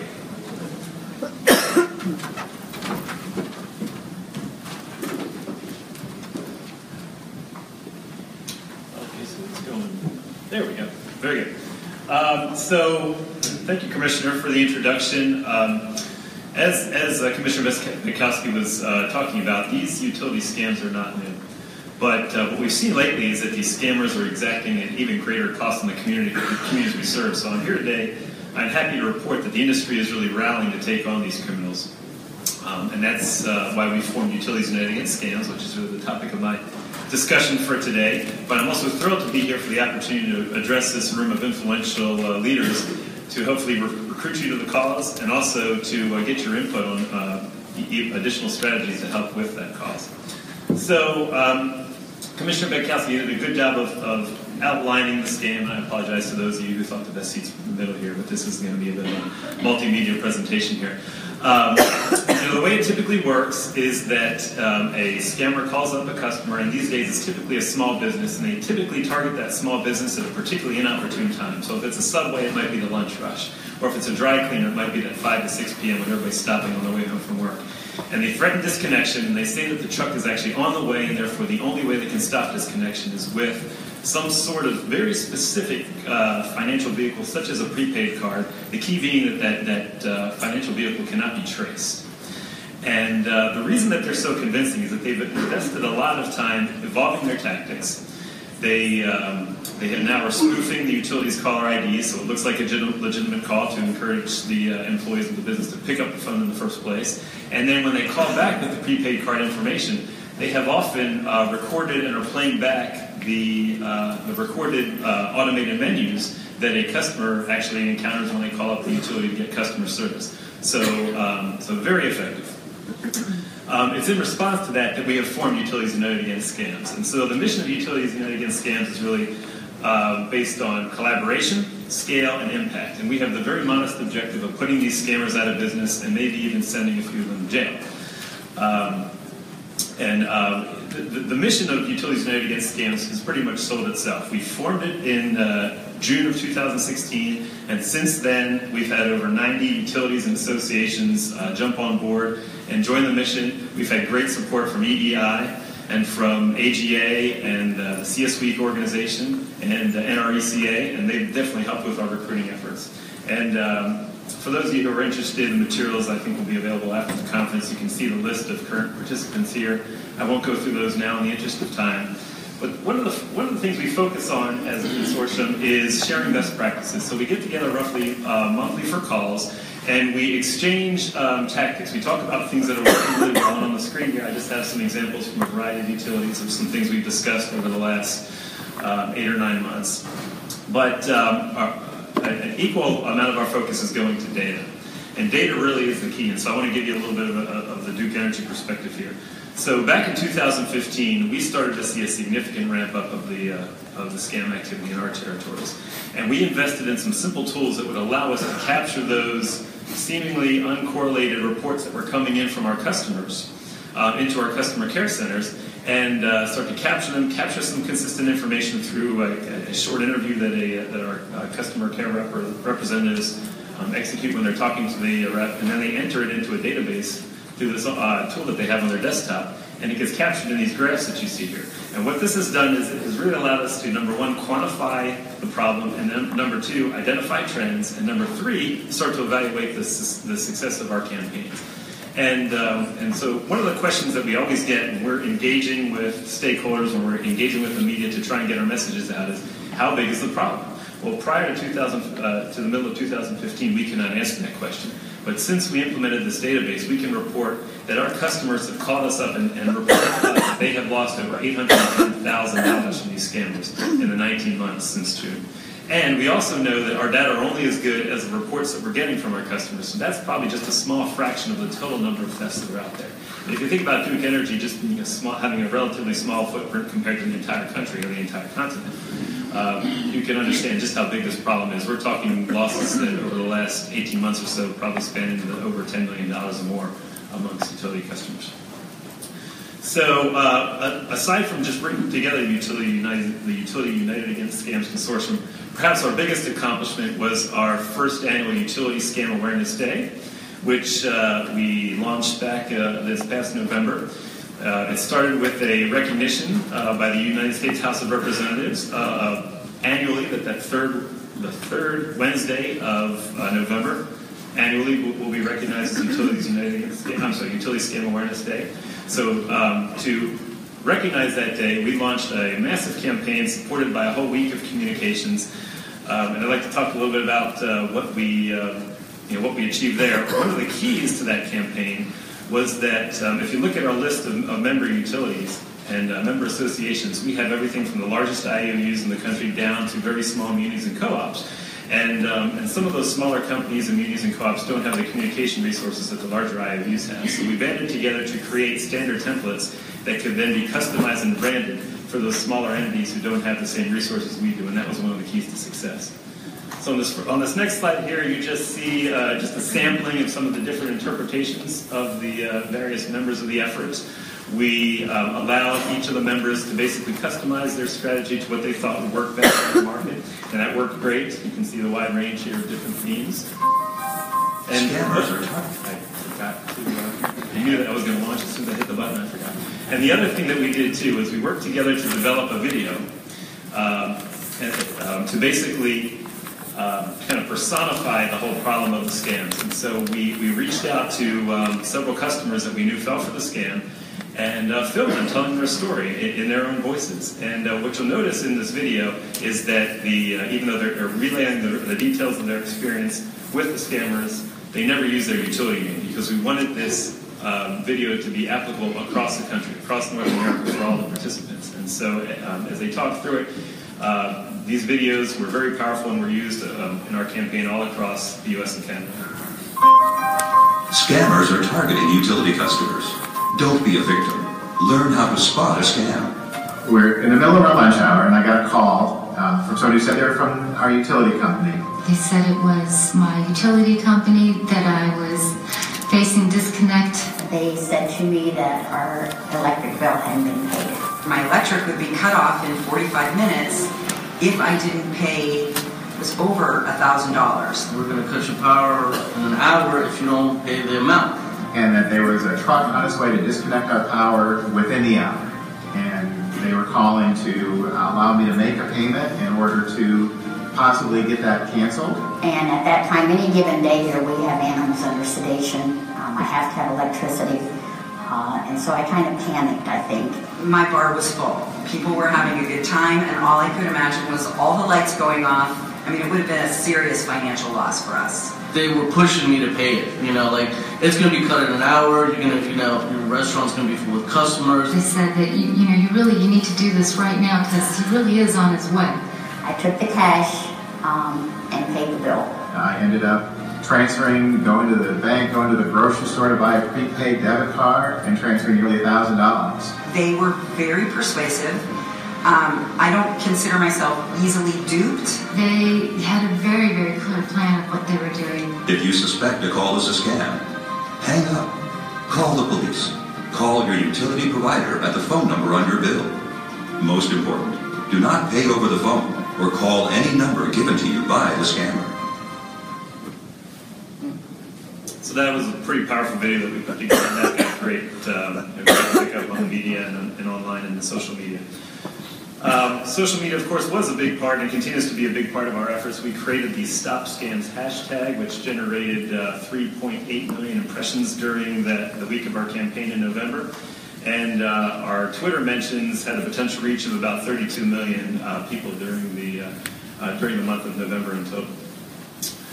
And just speaking about, lest we forget conventional media, we have some statistics on Duke Energy's media coverage, specifically our scam outreach efforts during the week of the campaign generated 665 conventional media stories in print and on broadcast during that week alone. So great pickup in our markets. One of the other things that is an area of focus with the consortium is just following through and maintaining the communications. And so deliberately, a couple weeks after the campaign, we developed and distributed through chambers of commerce and Better Business Bureaus a desktop reference for small businesses to use to educate their employees on the signs of the scam. Again, the purpose here was to keep the communications going, to reinforce the messages a few weeks afterwards so that they wouldn't just fade away, and also so that they would have something tangible that they could use with their employees. So, the question in your mind is, you've invested all this effort, did it work? So I brought back the graph here to attempt to answer that question.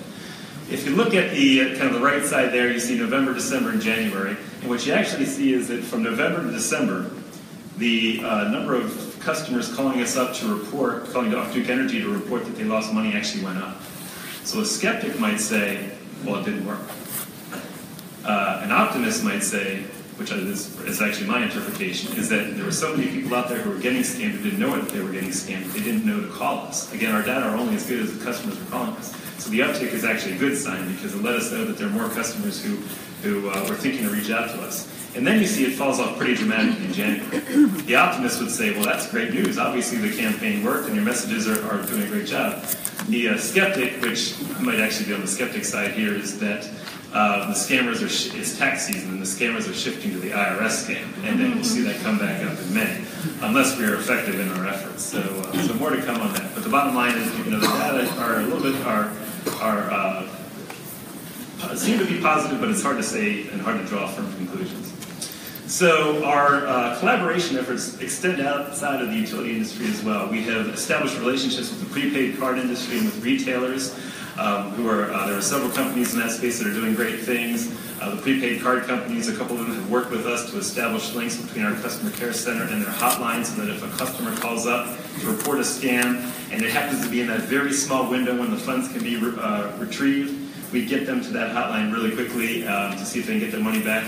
I know of one case in which we were successful in doing that. Usually the customers don't call us back again, so I don't know if there were more. And then retailers have been doing some great things as well. Many of them have posted signage on the product shelves for prepaid cards, and some have even invested in analytics and training for their clerks to spot a victim of a scam and deter them from buying that prepaid card.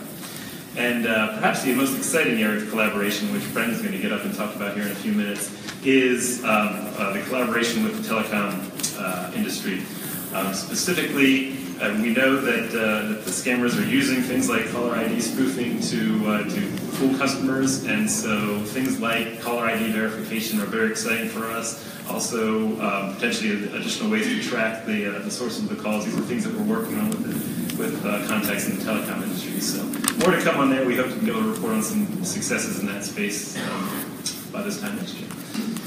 So just to conclude here, again, you know, the Utilities United Against Scams Collaborative is focused on broadening the reach of our communications, on establishing that drumbeat through ongoing social media presence, ongoing messages to our customers, as well as, and you know, again, we'll have our second annual major campaign in November. We're also focusing on data and looking to build up the Duke Energy capabilities across the consortium so that we have that standard database that allows us to track the trends of all the participating companies and hopefully, you know, as much of the U.S. and Canada as possible. And then finally, establishing those stronger links with the telecom industry, with the prepaid card companies, and even with law enforcement who have told us that they would really value the data that we're trying to develop to help build much larger cases. So I always like to end my talks on a positive note. And I included 2 excerpts from our January scam report from Duke Energy. And what you'll see there is that we're seeing an increasing number of customers seeming to have heeded our messages and just calling us up and saying, I didn't fall for a scam, but I just want to let you know that if the scammer called me up, and in this case, she told him she's calling the police and she hung up the phone, and then the other target told us that she knew it was likely a scam, so she just picked up a bill, looked at the phone number on there, and called us just to verify. So, making some progress, but more to come, and look forward to your questions. And if anybody is interested in more information and we don't get a chance to connect afterwards, feel free to send me an email. So thank you. Thank you very much, Gary. Next, we're going to hear from Brent. I have to say, when I go to CVS and you buy a prepaid card there, when you go to pay the bill, they actually pops right up on the screen to warn you about scams, which I think is pretty cool. It's right in when you check out. So, Brent, it's all yours. Great. First of all, thanks for inviting me to the last panel of the last day of NARUC. I'm glad to have you. Well, Brent, we knew it was you, so you can. I have to say, Michelle Malloy's been trying to get me to come to these for years, and she finally managed by putting me on a panel. But the panel is of a worthy subject, so I would be here anyway today, even if I weren't on the panel, and that's my story, and I'm sticking to it. And I'm actually really excited to be on this panel today. It's a really neat subject, and go back to my childhood a little bit. For those who know me, as a child growing up, I was often referred to as the problem child. Don't nod your head, Brian. You know, people who know me know. But I'm going to be talking about solutions today, so I'm excited because I get to talk about solutions. So now I'm the solution child. If my mom could only see me now. So it's just a guess. I'm guessing that most of you folks don't know who NuStar is unless you've been really involved in the telecom industry for a long time. More kind of background in the telecom industry. What pony does NuStar have in this race? I think you look at the other panels, you understand what their roles are. Well, in order to quote one of my favorite former commissioners from Vermont, one of my favorite horse bettors, Commissioner John Burke, follow the money. If you follow the money and you see what NuStar does, we're the largest independent calling name and calling ID provider in the country. It's a service for us that we make money off of. Traditionally, in the passing of a telephone call from one carrier to another, The telephone number goes across, but not the name, and somebody has to match that name with that telephone number. Well, that's what we do for a whole lot of companies in the country. We make money off this. The telephone company terminating the call needs us. The customers need us to do a good job. If customers can't trust the caller ID and that the person the caller ID says is who is calling them is actually the person who's calling them, why do they need the service? Why do the service providers need to keep continuing to provide the service? If they don't need to provide the service, they don't need us, so follow the money. That's why we're here, and that's why we are trying to find solutions so we can continue to have a viable business. So it may be a little bit selfish, but we're very much interested in pushing solutions out quickly. So I'm going to go to the first slide here. The purpose of this slide is really just to convince you that there's a problem. I think we've already established that, so I'm just going to leave it up. I won't talk to the points on it. You can read them if you get bored during my talk. Take some notes. Let's talk about solutions, because I'm the solution child now. There's only one issue we're really trying to solve here, and this issue is trust. I need the ability to trust that the person who that caller ID says is calling me is actually the one calling me. It's a really simple problem with a very complicated solution, because we are talking about the telecommunications industry. I'm going to go into some of the weeds, and because of telecommunications, I'll use a couple of acronyms here, and I apologize for that, but I think it will help you really understand where we're going and the solutions we're creating, and understand that you can trust them when we get them created and rolled out. So last year, the FCC Chairman Tom Wheeler, he didn't create, but he asked the industry to get together and solve the issue. Out of that was born a project called Strike Force. It's a really imposing sounding name, but basically it was led by AT&T. They got a whole bunch of providers together and said, let's solve this issue of illegitimate caller ID spoofing and too much robocall. Out of that group were approved a couple of telecommunications standards. Standards that will allow carriers to verify the caller ID and say it is who it says it is, and provide that trust in a way that customers can understand via their caller ID, can provide that trust. And Jared showed that on his slide. I'm going to show some more of that in a little bit. Those two standards we've been working on for years, not months. And so Strikeforce didn't create the standards, but they got them accelerated. Those two standards are called, and here go the acronyms, STIR and SHAKEN. And if you didn't think the network engineers that populate the standards bodies have a sense of humor, they also have drinks and martini. Might give you an idea what fuels those groups. So STIR and SHAKEN. STIR stands for Secure Telephone Identity Revisited, and this is how long we've been working on it. Revisited because we hit it once, we failed. We couldn't find a solution years ago. We're doing it again. This time we're finding a solution. SHAKEN stands for Secure-Based Handling of Asserted Information Using Tokens. Totally self-explanatory, right? Not at all, but I think I can help. And I also think that regardless of the acronyms, y'all can understand exactly what these two standards do and how they're going to help. STIR is a standard that specifies how a carrier originating a call can use a digital certificate to validate that that number is who it says it is. Y'all know what a digital certificate is. Even if you don't know, so I'm going to wager that you're going to understand what I say here, because I'm going to stick with my John Burke horse-bidding theme here. If you've ever typed the name of the website into your internet browser, Internet Explorer, Google Chrome, Mozilla Firefox, and you had a box that came up that said, the security certificate of this website is not trusted. And maybe gave you one of two options. It said, you know, continue on, or the next box maybe said something like, get me the heck out of here. Very common. That's a digital certificate. That security certificate is just a long string of letters and numbers that a third party assigns to a website owner that allows Bank of America to say to your website browser, hey, you're actually on Bank of America's website and not some scam website that looks like ours. That's a digital certificate. We can use those digital certificates for phone numbers to say the phone number is the person who says it is. So that's what we're going to do.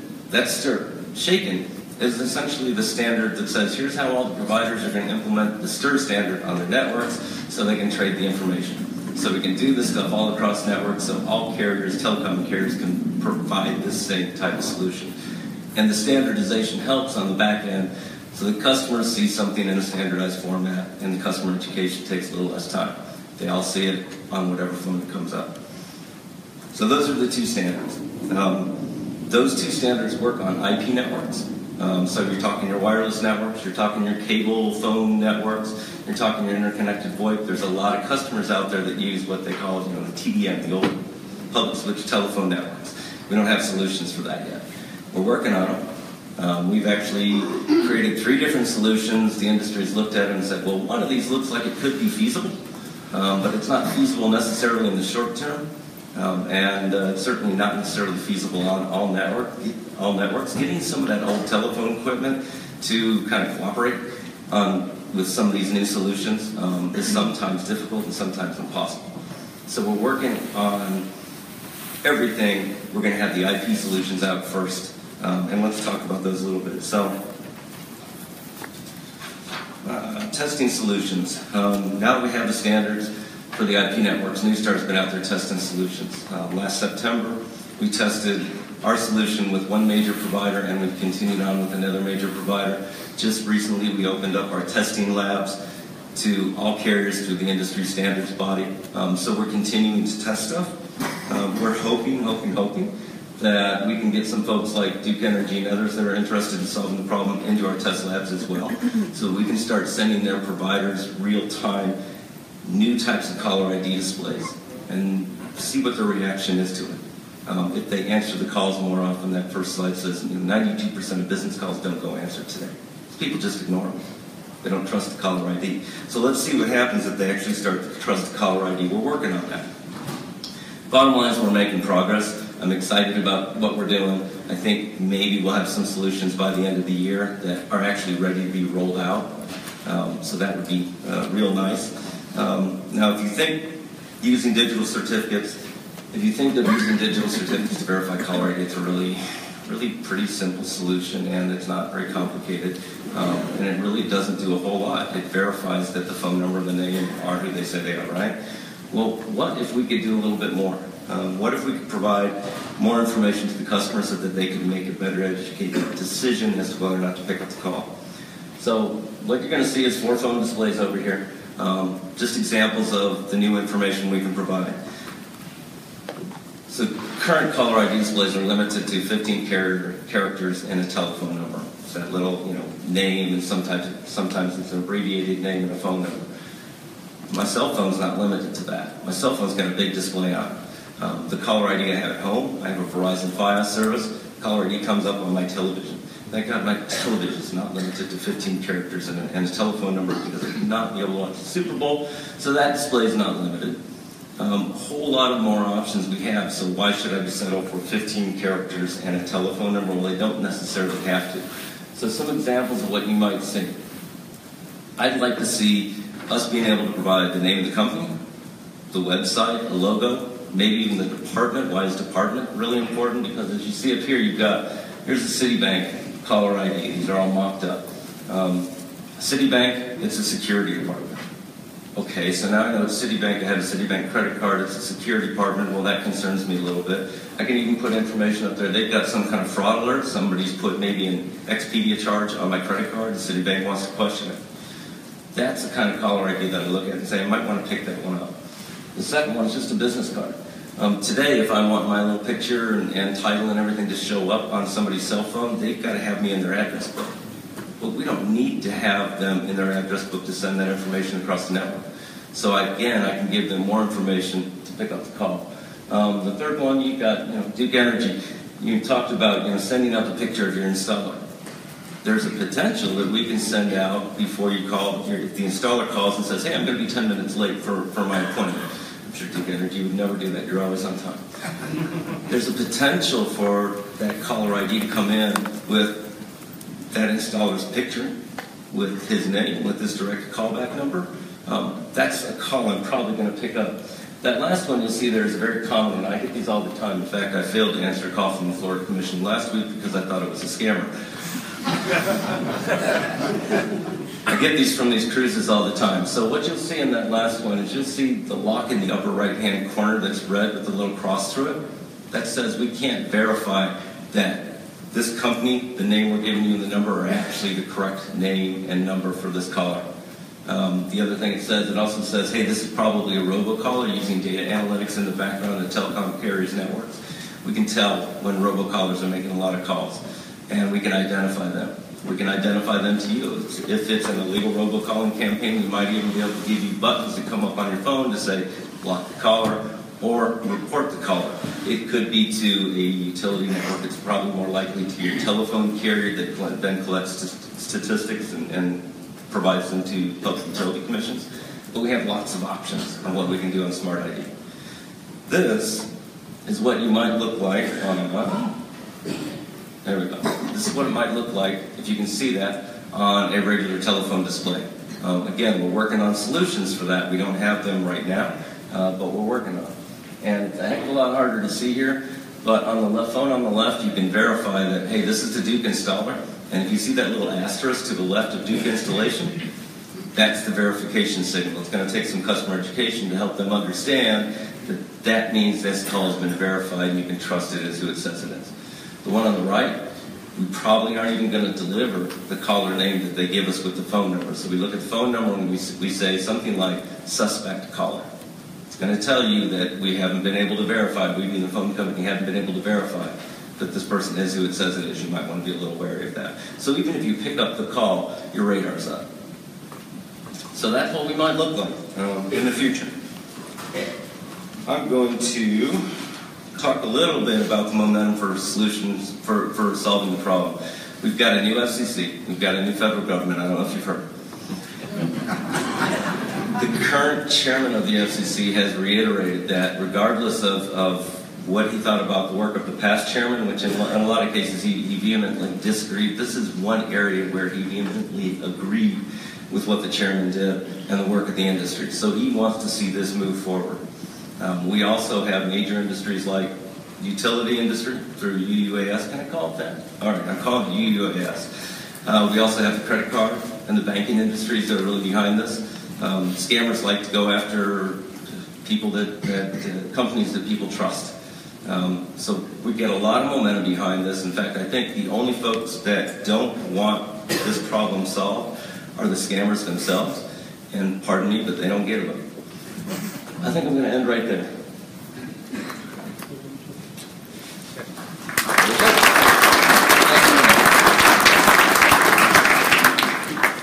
Commissioner?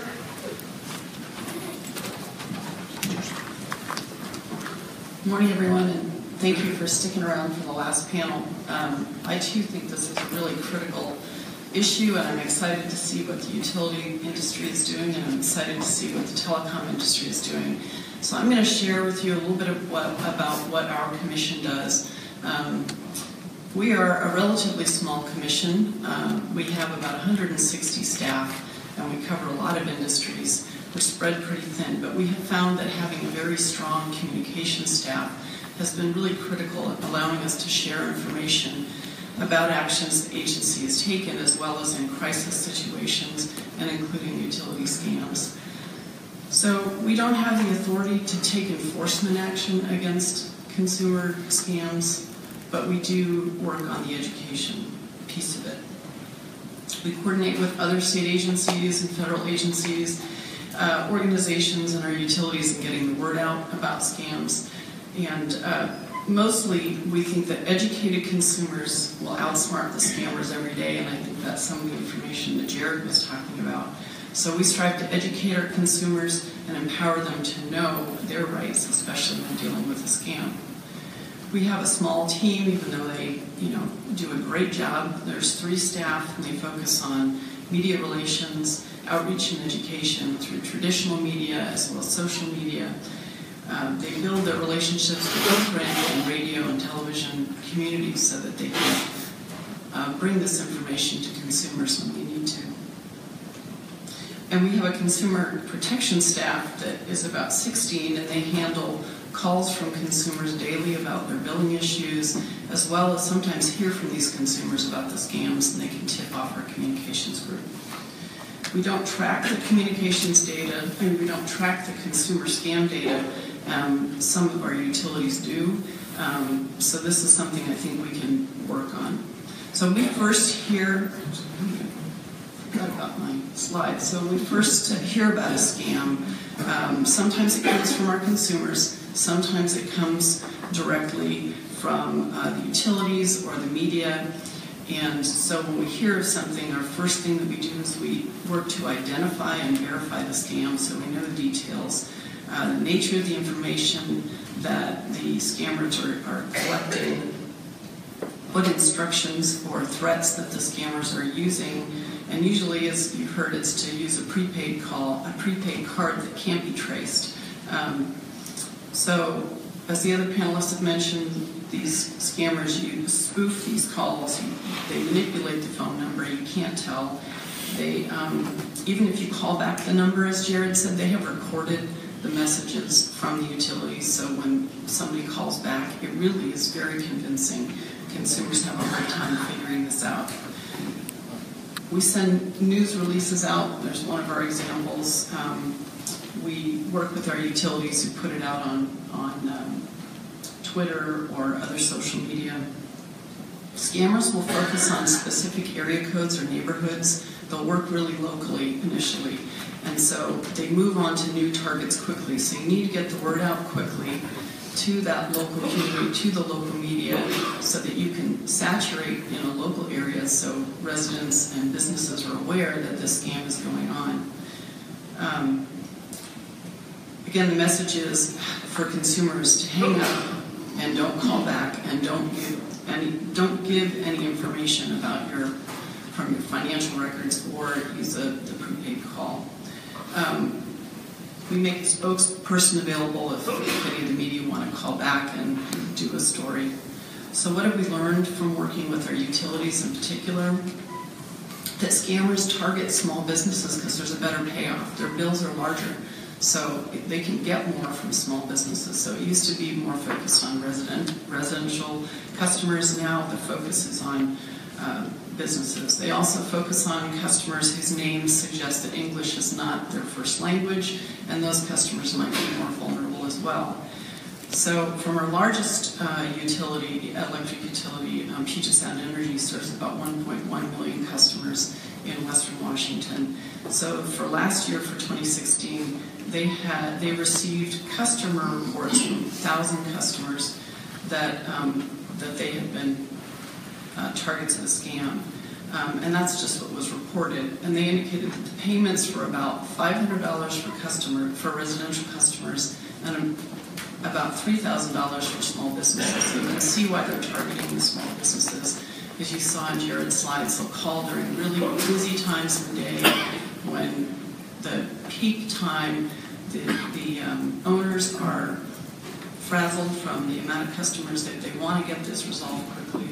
So we have worked with and partnered with our utilities, the local Better Business Bureau, the Attorney General's Office, our Consumer Council, Federal Trade Commission, to help spread these messages. Another effort in addition to the Utility Scam Week, National Consumer Scam Week, there's National Consumer Protection Week, which is coming up in March. It's March 5th through 11th.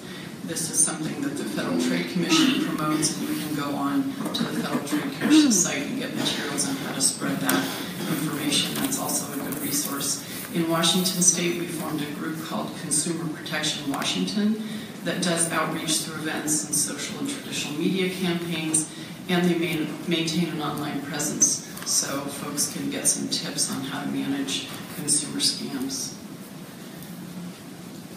So, current scams that are going on, you've heard some of this.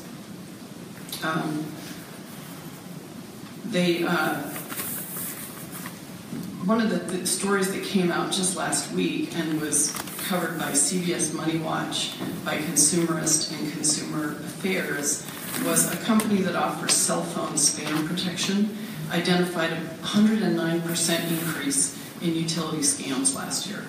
And they are targeting specific area codes, and 508, which is Massachusetts, 201, which is Hudson, New Jersey, 914, Westchester County, New York, 323, which is LA, and 330, which is Akron, Ohio. So they've been targeting these area codes in particular. They offer three types of scams that generally go out. This is, you can reduce your bill, they'll provide you federal assistance, or they're claiming that your account is past due, and they want you to give you their financial information. And if you're stressed or in a vulnerable community, English is not your first language, you're going to be more prone to this. A couple other stories in the South Whitby and Cairo articles were from August and September, where scammers were particularly targeting small business owners on weekends. Another scam that Commissioner Betkowski talked about was they call and they say, "I'm sorry, my headset is not working. Can you hear me?" And if you respond yes, they have recorded your agreement, your yes, and they will use that to get charges on other accounts, and then that'll appear on your credit card bill.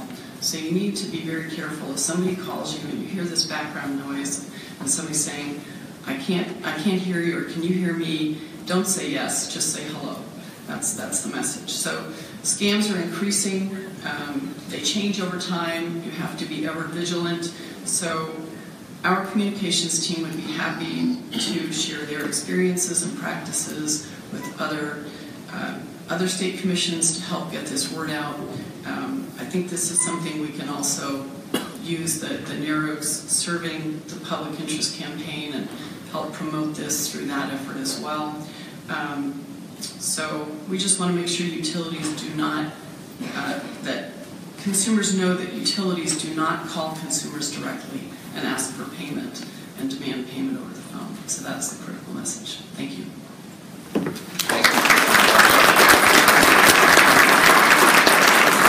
Next from my state, Connecticut, is Ellen Katz, our Consumer Counsel. Thank you. Is this working? Can you hear me? Yes. Say yes.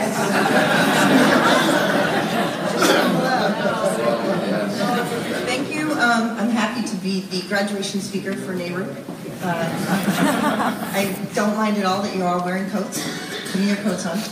And I first want to thank Vice President Betkowski for his kind words at the beginning. And Jack, if I see your name on caller ID, I will definitely pick him. So I actually want to start with a question. Imagine you're going to your favorite pizza place and ordering a large cheese pizza, okay? This is sort of a common experience. How many people think that that pizza will cost $10 or less? Okay. A couple maybe. Where are you guys going? I gotta go there. How many people think that pizza will cost between $10 and $15? Okay, and how many people, show of hands, 15 to 20? Okay. Anybody with a $25 cheese pizza? A couple. You probably live in D.C.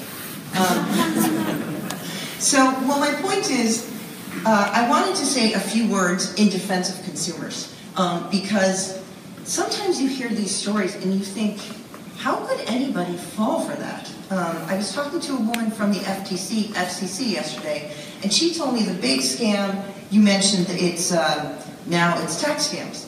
One of the scams that's going on right now is scammers are calling people and saying, you need to pay your taxes immediately, and you need to go out and buy iTunes gift cards in the amount that you owe, and you need to send them to this address, or you're going to be arrested. And then they have someone else call back that's spoofing the local police department and saying, hello, we understand you're behind on your taxes. We're coming to arrest you if you don't send this in the next day. And you kind of wonder, like, how can anyone think you can pay your taxes with iTunes gift cards? And how could you possibly fall for that? And actually, I think there's a lot more vulnerable customers out there than you might realize. And first of all, the first reason I think that people fall for these utility scams is people have no idea how much electricity is supposed to cost. Unlike pizza, where we all sort of have a common understanding. And, somebody comes and says, you owe me $100 for your pizza. You're like, no. But if somebody comes and says, well, listen, you owe, you're $250 behind on your electric bill, people are like so intimidated by their electric bills, and they have no idea what it costs, and they go, oh man, I guess that's possible. So we got to start out with the idea that consumers are already intimidated by electric prices, sometimes by water bills, but I think particularly electric bills, they have a lot of stuff on it. I even have to have my staff occasionally explain to me what the charges are. And the other thing is, there are a lot of non-English speakers and recent immigrants who can be really taken in by anything that says official or looks like a badge. And I want to give you a specific example. In Hartford, Connecticut, there is a fairly decent-sized population of the Karen tribe. They are refugees from Burma, and they were been brought over by some church groups, and there was basically a building full of refugees from Burma. And when their social worker went to check on them after they'd been here a couple months, she looked at their electric bills and realized that they were paying basically triple the standard offer. And she said, you know, what happened? And what happened was someone showed up with a badge and said, you have to switch. And apparently the Karen tribe is very familially oriented. And they said, you have to switch, and your Uncle Jack downstairs switched, and he says you have to switch. And so they said, oh, okay, and they all switched. And the Karen tribe had been living in refugee camps for over 10 years when they came here. They literally didn't even have a government. So they didn't understand, you know, a badge is a badge and they tell them what to do. So I think we can't really underestimate just how scary and intimidating, if you don't speak English and you're a recent immigrant, someone with a badge, you know, you might want to, you know, you're inclined to listen to them. I also wanted to mention that there tend to be our seniors tend to be a particularly vulnerable population, and we work with AARP on this a lot. And I'm not suggesting that every senior who's, you know, older is potentially a victim of a scam. My parents would kill me. They're in their 80s and they're perfectly capable. Mom, I know you are. But I wanted to read just an example of an actual complaint that we got in Connecticut. And it was from a nephew who was calling to complain about his aunts had been scammed. In regard to our recent conversation, my elderly aunts do not want to have any electrical supplier except Eversource. Please block all other suppliers from her account. Her name is blank, and on November 2nd, 2016, 2 women claiming to be from Eversource were let into my aunt's house. My aunts are 99 and 97, and honestly believe these women were from Eversource and were there to discuss their account. In reality, they were from an electric supplier. There are signs outside their house stating the house is being monitored and no solicitors are allowed. My wife and I believe these women took advantage of my elderly aunts and did not want them to be bothered again. I'm sorry, I left out key information about my aunts. One is 99 and is legally blind with macular degeneration. And her sister with whom she lives is 96 and has dementia. That is why we are very concerned about them and we ask you to look out for them. So, you know, there are some particularly vulnerable populations out there, and it's not just that people tend to be, you know, don't you live in the world? How could you think that? One other example I wanted to just mention to you guys. When we had a rape case out in Bridgeport, Connecticut, we had public hearings, and Vice President Bukowski was there. And a woman stood up and was saying, you know, if you raise my electric bill anymore, I'm not really going to be able to afford it. And I live in that public housing complex down the street. And if I can't pay my electric bill, I get kicked out of public housing. And that's really stuck with me because, again, that is someone, if you say to them, you owe me $50 for your electric bill and I need it right now, it's not just that she's going to worry about losing her electricity. She's worrying about losing her home. So I guess I want to make the point, it's not just that consumers, you know, are somehow, you know, how can you fall for this? It's that we have particularly vulnerable populations, and I know different commissions in different states and different commissioners have different views of sort of caveat emptor and buyer beware, but I think there's a reason that we all need to be really concerned about these issues. So what do we do about it? One thing I think transparency in the market is very important. And one thing I'm very proud that we've been able to do successfully in Connecticut is reform the electric bill. So now when you look at your electric bill, there is a box, and it shows you who your supplier is, if it's Eversource or if it's a competitive electric supplier, what your rate is, what your billing cycle is, and it actually gives you a price to compare with respect to our current standard offer if there is not, if you have an electric supplier. So, and you can say, oh, I saved $10 this month, or I overpaid. I think that kind of transparency on electric bills is key to making people feel that they understand how much they should be paying for electricity and feel like they can stay on top of things. I also want to mention, I think that I am a shameless press hound, and it is not because I like to see my face on TV or in print. It's because that is the best way for me to speak to the people I represent, consumers. And I think we heard that same message here. So we are constantly doing press releases when we see that there's some kind of scam going on. And those press releases very often bring in the local news, because what they tell me is, I'm sorry to tell you this, guys, but people are like generally grumpy about utilities. So whenever they run a teaser that there's going to be a utility story, ratings spike.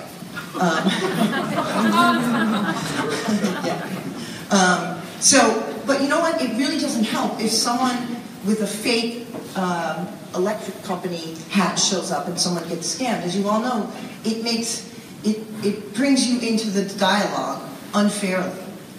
And so one of the other things that we've done very effectively is we have worked with other state agencies on this, our Department of Consumer Protection, our Attorney General. There's an excellent consumer services division at our Public Utilities Regulatory Authority. We have also worked with consumer advocates in other parts of the country, and I've learned a lot from calling up the advocate in New Jersey and saying, hey, this company's doing this, are you experiencing that? And she said yes, and then we're able to compare notes, and then we sort of have a little alerting each other that this kind of scam is going on. And I think it's sort of what you guys are doing with Utilities United, except it's a little more informal. And we also have industry working group in Connecticut where we have a lot of these issues are brought to the table to be discussed. So we brought the industry into solving them.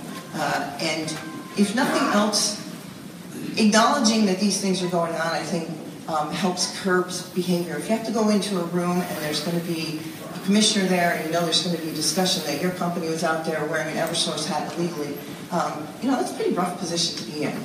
And I guess I would finally, I really want to give my Public Utilities Regulatory Authority props, because they've been very prompt about enforcement action and zero tolerance and going after these scammers who might take advantage of consumers, because if there's no, and I thank this guy here, if there's no consequence other than you get run out of town, then you kind of lose the incentive to not participate in that. So those are some of the ideas that we have used, some of the things we've seen in Connecticut, and I think for the opportunity, I hope we have some questions.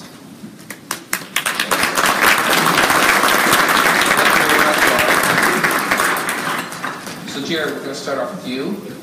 What was the tipping point in terms of these complaints that got your company involved to create the organization you created? That's a great question.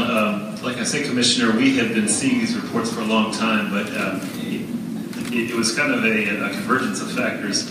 In the spring of 2015, we saw an uptick. We were hearing anecdotally from our agents that there was an uptick in the calls coming in, and this was against the backdrop of some major data breaches in other industries. And so it originally started with a call to action around making sure that our data weren't compromised. And so we started gathering information about the scam reports that were coming in. We looked at all those accounts to verify that there were no unauthorized accesses to those. There were no data breaches, and we confirmed that. But we also interviewed some of the customers to understand what they were experiencing. And even though we ruled out any kind of data compromise issue there, we didn't feel we could just leave it alone. At that point in time, we're starting to get our hands around the magnitude of the problem and just how painful it really was to our communities. And so that really was a tipping point for us to move forward. And then as you look at the data, if you study the graphs that we showed, there's a cyclicality in Duke Energy, in Duke Energy stats. And we were wondering what's happening in these other months, and we talked to some peer utilities and realized what they're doing is they're targeting one utility, investing a few hours to record our automated phone messages and spoof our caller ID. They hit our territories for a week or two, and then as we start to respond with the messaging, they move somewhere else where the population hadn't been inoculated yet. And that's what really pointed to the need to have an industry-wide effort so that we were inoculating the larger population all at the same time so the scammers had no place to run and hide. Brent, your smart ID program, is that going to be available to all carriers, and is there cost associated with that? Follow the money. Follow Yes, money. that's one of those things that we're developing to push out to carriers, to all carriers. Anybody who wants to do it, it can be available directly to small businesses who can work with their carrier to get it done just for that small business. So, yes. Is that being rolled out now, or is it being? We're still testing. Mostly, we think it's pretty much ready to roll out now, but we need to have some major carriers say, yes, this works on our network, and so we're testing with as many people as we can for the next 5-6 months, and we hope to roll it out before the end of the year. Commissioner, what can we do as regulators to get the message out? And I know you've done some things. We've got that awareness week coming up, but what else can we do? Well, I'm thinking we probably could partner with the utilities against scams, connect up that the way we do with the National Consumer Protection Week and the Utility Scam Week. And I think NARUC probably can pick it up through our effort, our initiative. Really using your communication staff to get the word out, maintaining your connections, as I said, with the utility, with the local media, because really you have to get this word out very quickly to avoid other consumers getting scammed. As soon as you hear one, you know that they're in the area, you got to get it out. I like the vaccination analogy. We need to inoculate, we need to get out there and make sure people are not getting hit, and do it in advance as well. Ellen, same question for you in terms of outreach. I know you go to press conferences, they're great, except when you criticize us. I would never do that. Others might, but I wouldn't. Well, I think the one thing to keep in mind is that when you're educating consumers, it's not a one-off. You have to continually educate consumers. It is an ongoing process, and in fact, we do something every month on what electric rates are and what's a good deal and what's not a good deal. And so I think the continuous nature, they don't stay inoculated, unfortunately. And the other point is, I think we really all need to understand that the more we can make consumers comfortable with what's on their electric bill and understanding what the price of electricity should be, then they're going to be much more wary and well-educated and be able to defend themselves against these scams. If somebody called you up and said, well, you didn't pay your Macy's bill because you charged a $3,000 code. You'd be like, no, I didn't. But people don't necessarily understand that they didn't run up a $3,000 bill, because it's almost impossible to do that in 1 month. So, Can I take a minute to tell the regulators what I think they should do? Sure. I think you not only need to work with... They're not afraid of doing that, so keep on going. That's why I got kicked out of the Illinois Commission way back when. Not only working with the utilities and the consumer advocates, but the AGs, and there's a whole lot of different government entities that are interested in solving this problem, because it's not just a utility problem, it's an IRS problem. There's a lot of issues, so you need to look out for the other folks you can work with. There's a lot of different industries that you can work with as well. And while I'm not looking for any kind of regulation, who in the industry would look for regulation, I think that you all need to keep pushing through forums like this. I attended a workshop at the Mississippi Commission. They're pushing.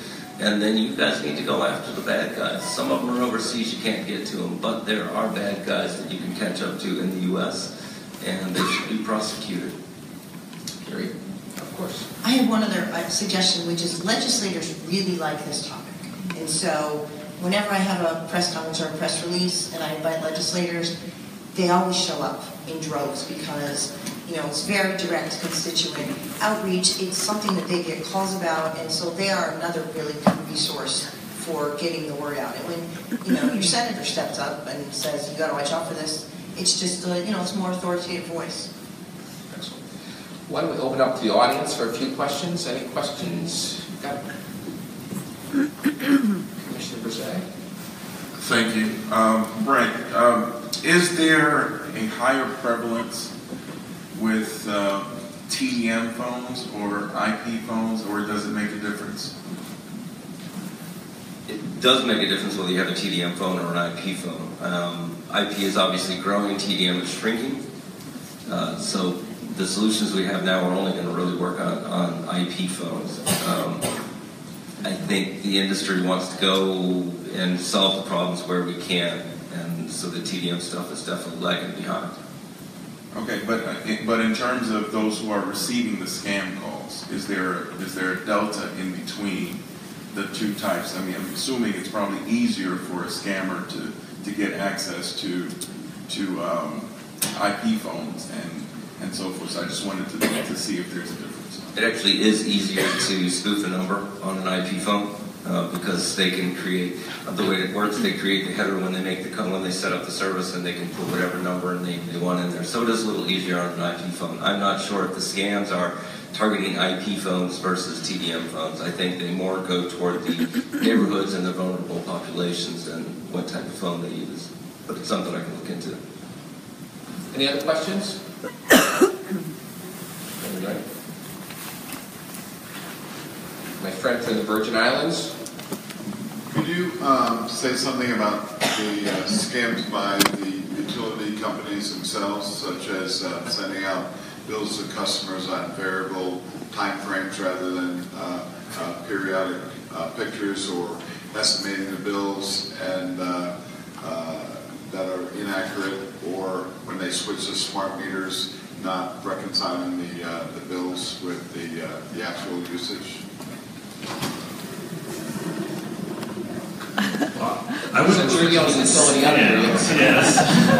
Congratulations. Thank you. I wouldn't refer to those as scams. I think that, Commissioner, your question actually points to the reason why AMI deployments are so important, which is that particularly when you have manually read meters, there is a higher propensity for misreads, whether due to weather or human performance errors. And while we've experienced with Duke Energy that the transition from manually read meters to AMI can be painful, the experience of the customer once those have been installed is much more positive. So I'll take issue with the use of the word scams. I think I would call it more friction. One more question. One more question? Do we have time for one more question? If not, join me in thanking this wonderful panel for a great job.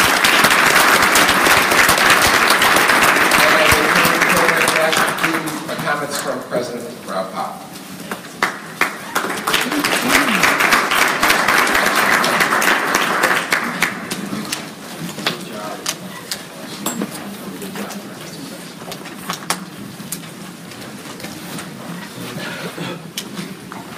Well, let me take this opportunity to thank Judy and Jack for what I consider to be two outstanding panels here this morning.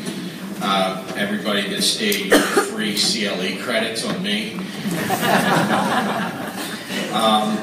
Speaking of shout-outs, I want to thank Regina Davis. This is just some hot off the press data analytics that we picked up this week. But the hashtag NARUC Winter 17 was one of the top 20 social media trending topics in the U.S. this week. So Regina.